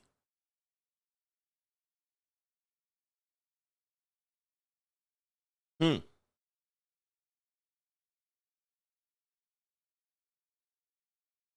won't show you the models they used to bang and fold up.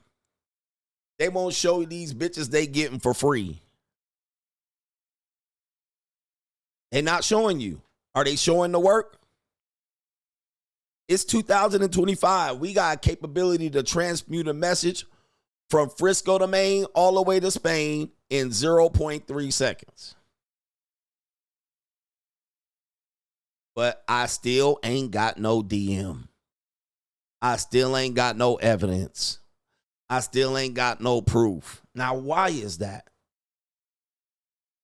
It's because these men in this space are liars. Now, we all got some free trim, but trust me, most of these broads was 5s and 4s at best. And every now and then you slipped up and you got an 8 on a down bad 8, right? The bitch was down bad. She broke up and she might as well taught you some pussy. But why is this loop not closing? Why do we continue to let goof ass niggas come in here with these theories with no damn evidence? We ain't got pictures of you at Freaknik. We don't got pictures of you in the club. We don't got pictures of you with no section, buying no bottles, parking lot pimping. We don't got pictures of you in your ride. We ain't got none of that shit. For some reason, evidence always lacking. No Polaroids, no digital snaps, no motherfucking temporary cam, no Canon digital pictures, no hard drive evidence, nothing. You can't slide that shit over not one time. We done with theories. We done with the talk. We done with no evidence. We done with that shit. And when you slide that shit over here, if I see your ass with a slump buster, don't say, well, she my type. Because that's what normally follows that. Well, she a 10 to me. She a 10 in Houston. Because that's what normally follows when you put that shit up. Well, hey, back in the day, you just don't understand. In Oakland, she a 10. She was a baddie back in the day. So we just know that that conundrum has, in this space, has made dudes and soul ninjas more dreams than anything. Then when I show you a dating coach or a content creator talk about their rotation and just happen to show y'all niggas some receipts, other than them standing next to a pretty bitch and not leaning in, for some reason that's a focus. When I then show you these ninjas talk about their rotation, of course there's a tranny in there. Oh, well, there was a couple of trannies. Well, the tranny was hot, and y'all let that shit slide. Tell me I ain't lying. Then it'd be a OnlyFans bitch. Oh, I thought y'all hated OnlyFans bitches. Oh, well, my favorite hero content creator, he smashed OnlyFans bitches, and he pimps them out, so it don't count. It's fine when he do it. But God forbid CGA be with an OnlyFans broad. God forbid y'all niggas out here get an OnlyFans broad. Y'all think that's tricking and simping. But it's pimping when your hero does it. When your hero does it, he can do no wrong. But when I call that shit out, I'm a hater. Okay, let's go back. Which one is it? Am I undefeated or am I a hater? Tell me. Tell me. Yep. Yeah. I never bang a single mom. Content creators done married single moms up under y'all motherfucking noses. I never touch a single mom. Single mom, recreational use only. Oh, well, I did tell y'all, I didn't hide it. I didn't hide it. She was a single mom and you don't understand. She different. She different. So you've been up here trolling, as I said, 2022 to 2025 content. You've been out here rage baiting men, telling men single moms are recreational use only for y'all niggas. It hasn't been one guy, not two, not three, not four. We got multiple male content creators in this space that have married a single mama after telling y'all single mamas ain't shit.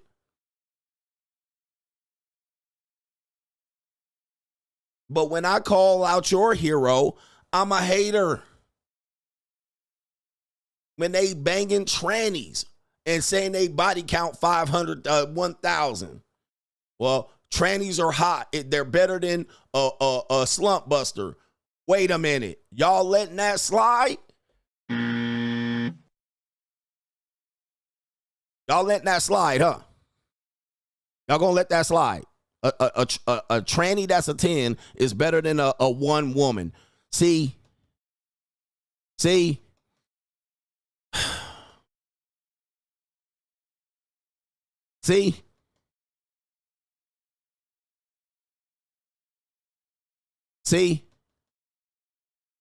And it hasn't been one male content creator. There were two male content creators that had trannies in either putting them ahead of regular biological women or counting them in their sexual rotation. Dating coaches.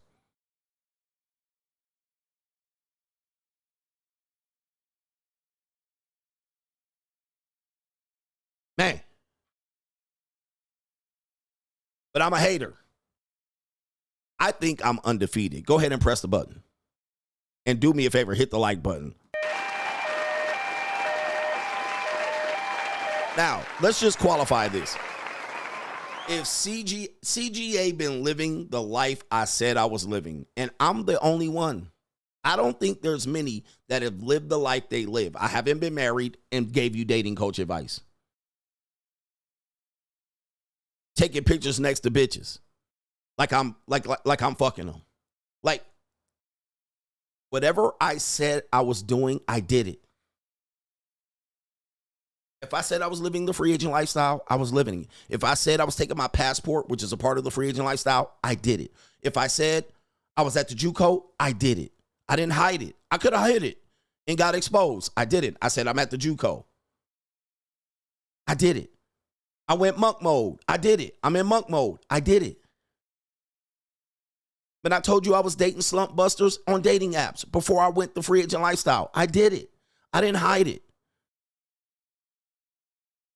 I didn't hide it. When I told you I was dating single mothers when I was a fitness trainer, I did it. It's okay. I didn't tell you I was fucking models all the time and tens and knocking them down left and right. I did it. Whatever I said, I did. And to this day, I don't have a woman living with me. I'm not married. I'm not dating a single mother. To this day. To this day. Lived it. I don't have any woman saying they're pregnant by me, jumping on the internet. I don't have women saying I took their pussy without consent. Listen, anything can happen from this day. To this day, what I say I did. Who else can say that? Your heroes, you're losing them by the day.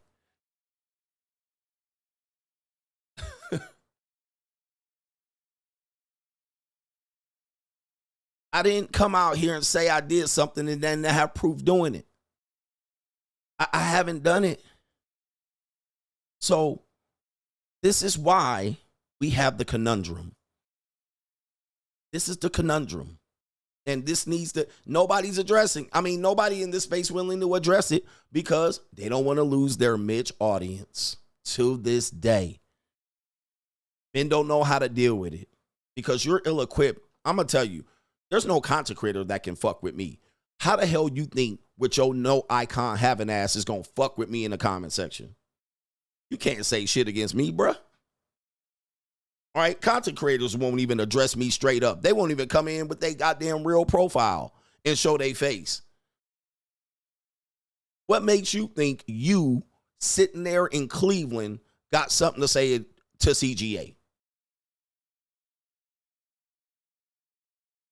What made you think there was something you can say in your 3-sentence chat that's going to somehow torpedo my goddamn life's work. Who told you this? Somebody must have, you sadly mistaken, you nigga. You automatically cook because you watching me. You already lost leverage because I ain't watching you. You watching me with your no icon having ass, no face, no case. Content creators can't even fucking put together a 10 to 12 minute stream on breaking this shit down that I'm talking about. What made you think you had anything to say relevant? I'm a comment after the stream go off, ass nigga, so I can get 35 likes on the comment. And you make yourself feel better. 35 likes? Nigga, I don't start my stream until there's 500 people in the audience. Brother, we are on 2 different levels. There's content creators can't even get 500 people in their entire damn stream. I wait till there's 500 people in the damn stream before I put my face on the camera. So good you got 35 likes by Mitch ass niggas that just proved my point in the comment section. But they tampon string hanging out. And they just gonna wait. They gonna wait till I go off so they can wait till the comment section is lit up so they're not gonna say no shit in the chat. They ain't gonna do that. They ain't gonna super chat they dislike. They just gonna wait so they can get the other Mitches fired up so they can act like a Russian bot with they fucking comment way over there in Cleveland. I know how you Mitch ass niggas work. I've been on YouTube since 2009.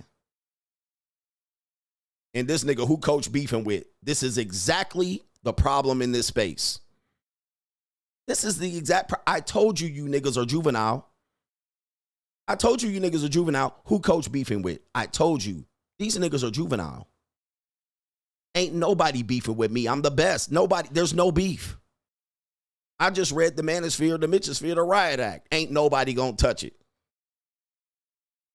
I told you these niggas are juvenile. They only want to see beef. Because this space don't have nothing but beef left. They ain't got shit left. This shit is a turd space. They ain't got shit left to say. Y'all niggas ain't got shit left to watch. There ain't a talking point these niggas gonna come up with that wasn't circa 2013. Ain't shit left these people gonna come up with, so they gotta have beef. I came up with new talking points. Niggas ain't adjusting. I tell you, man, this space is cooked full of weak ass men. Shout out to Ego Eye says, just some support for another great show. Ain't nobody to beef with CGA, nigga. And if they ever try to conjure up and dust up some beef, they gonna be talking to theyself. I can't wait. But they ain't did it yet. I'm 10 streams in. I got a stream called the Ku Klux Klanosphere, the Mitchosphere, why the Manosphere deleted the Manosphere. Ain't not one content creator touched it with a dissenting argument. Not one content creator has touched it with the dissenting argument. I'm thorough. They wouldn't even have time to come up with 5 dissenting points. I've gone on and on. Not a dissenting argument yet.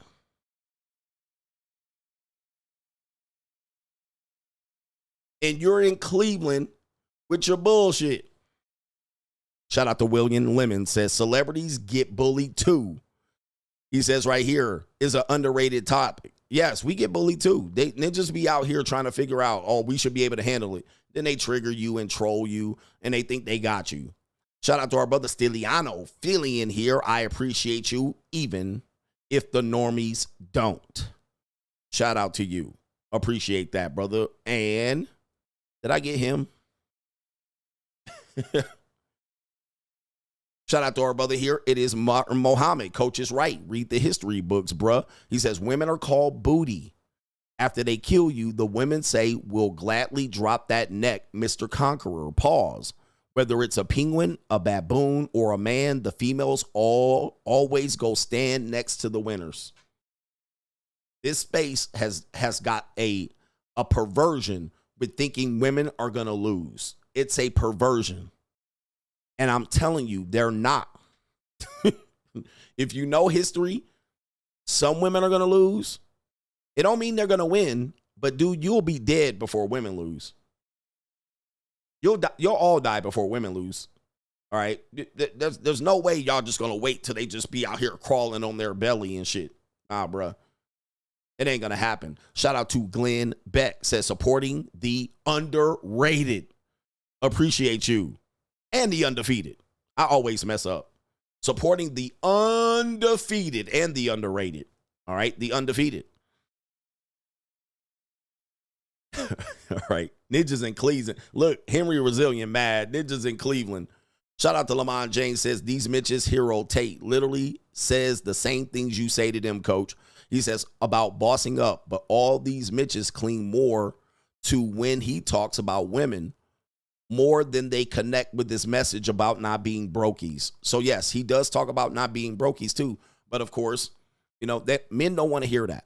Men live in a world where 40K is good enough. Women, society should accept this at 40K. I'm telling you guys, y'all about to get cooked with that mindset.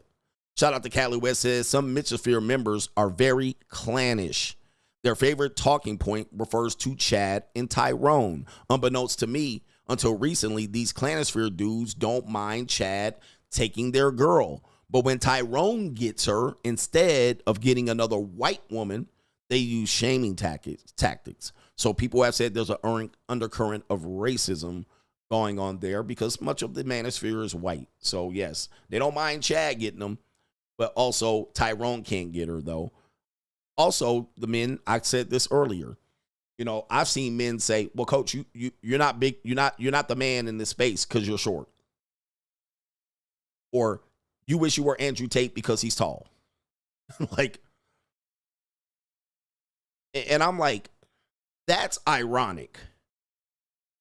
Now, it always seems to be a problem with other men about height and stuff like this and color and race and these type of things. It's never been my problem, but that is ironic. Y'all niggas sit up here and complain all day about these hoes not dating y'all short recess chin ass niggas. But then when it comes up to making a reason as to why something is what, y'all want to throw height right up on top. Like, y'all some weirdos, bruh. This shit be weird as hell. And these ninjas can say Fugazi shit and be 6'3", and y'all let it go. Like, that's weird to me, man. That's weird. That is weird. Like, you don't see the complexity of the conundrum that would be that you're literally validating what women think of men by bringing up, oh, well, Tate's better because he's taller. Like, you jealous of him because he's tall. Like, that is a complete conundrum that is inexplicable. It validates and verifies that women's dating strategy is right. How could you criticize their dating strategy? How could you be mad that they pick only the tall guys when you're saying you only pick the tall guys to listen to?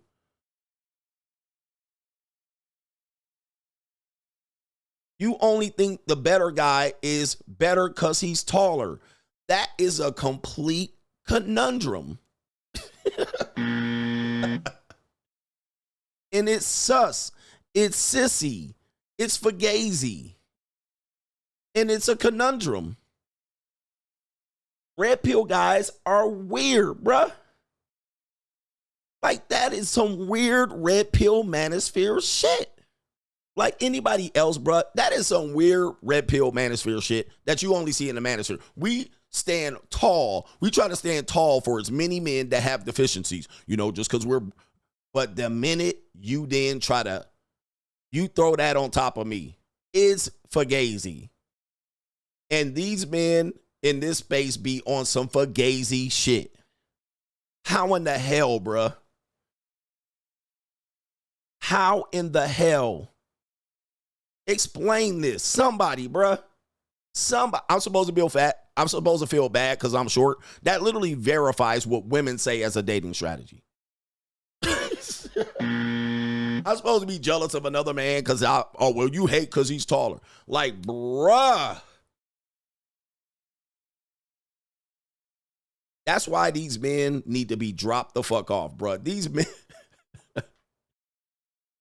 man, absolutely weird shit. Shout out to the Tin Man in the building. For some reason, I can't see the first one, but he says, this be my first donation. Chef Greg Adams reporting for duty. I am the It's a Skit Man, and the first one to ask you who studio in Vegas. Who studio in Vegas? He says, no disrespect. I would just clarify. I respect your advice on the JUCO, and money, energy, attention, and time changed my life. Free agent lifestyle for life. Shout out to you. Thank you, sir. Yeah, these ninjas be making videos about Wes Watkins. Now, Wes Watkins, for some reason, say he's lying about his height. These ninjas is taking his mugshot and police report and taking his police report to see if his height measures up to what he said. Now, either way, I think it's weird that Wes did that and lied. I never lied. Like I said, I'm one of the only truthful men y'all got out here. I never lied. I never hid it. I take pictures next to people. I've been outside. I've been at conventions. I'm in videos. So for him to lie about it shows you that these niggas are sassy and sus. Then for men to make videos about this shit is literally, man, you men are cooked, bruh. Then I seen they was making videos about his peen. Man, bruh. Ain't nothing I can say more about the Mitch ass men in this world, bruh. What is going on? What is the insecurity with Wes lying about his height? Then why are y'all making videos about it? Then men are weird.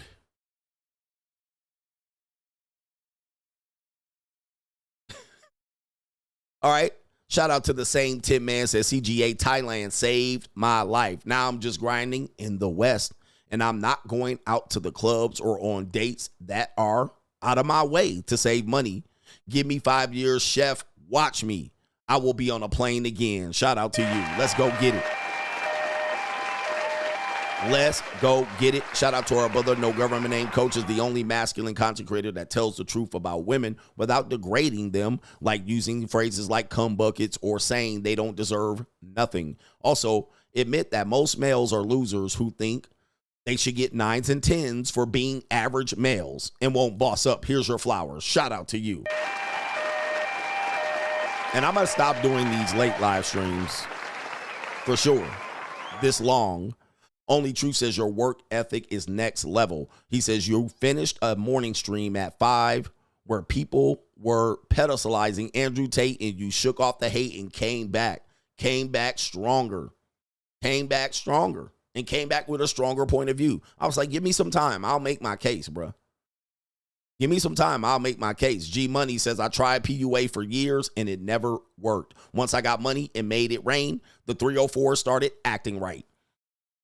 That's another conundrum. Men will say, women, just because you get money doesn't mean you'll be better with women. Here's the conundrum. The guy saying that has never got money.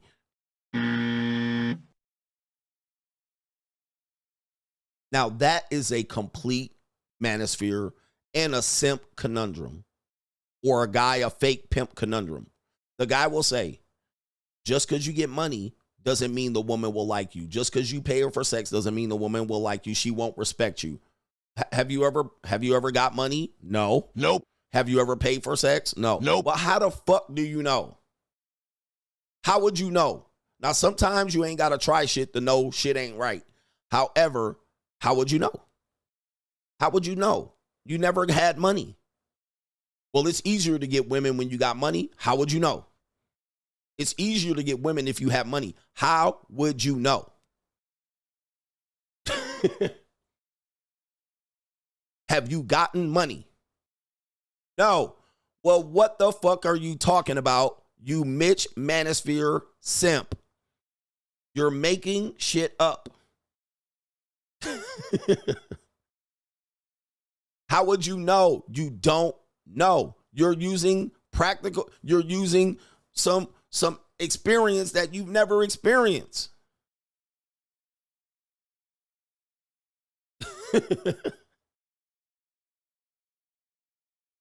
You don't know. And you will swear you're a dating coach, a pickup artist.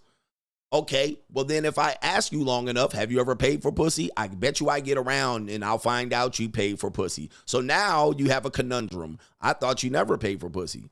Because now you're going to tell me if you use money, it's not going to work. Well, how would you know? Unless you did it. Unless you've done it.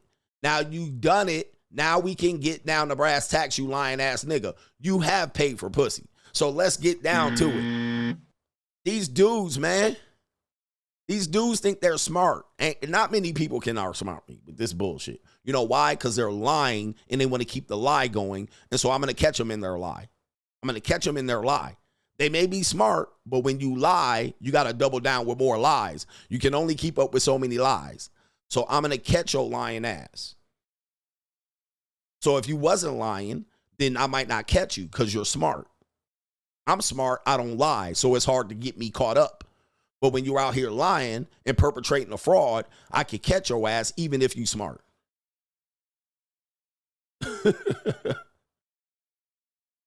And him says, thank you, coach. Don't ever worry about these Mitches. If you're a guy, he says, if you guys aren't about this lifestyle or even have read the Free Agent Lifestyle book, why are you even here? Well, there ain't nothing better than this. So they here for the edutainment.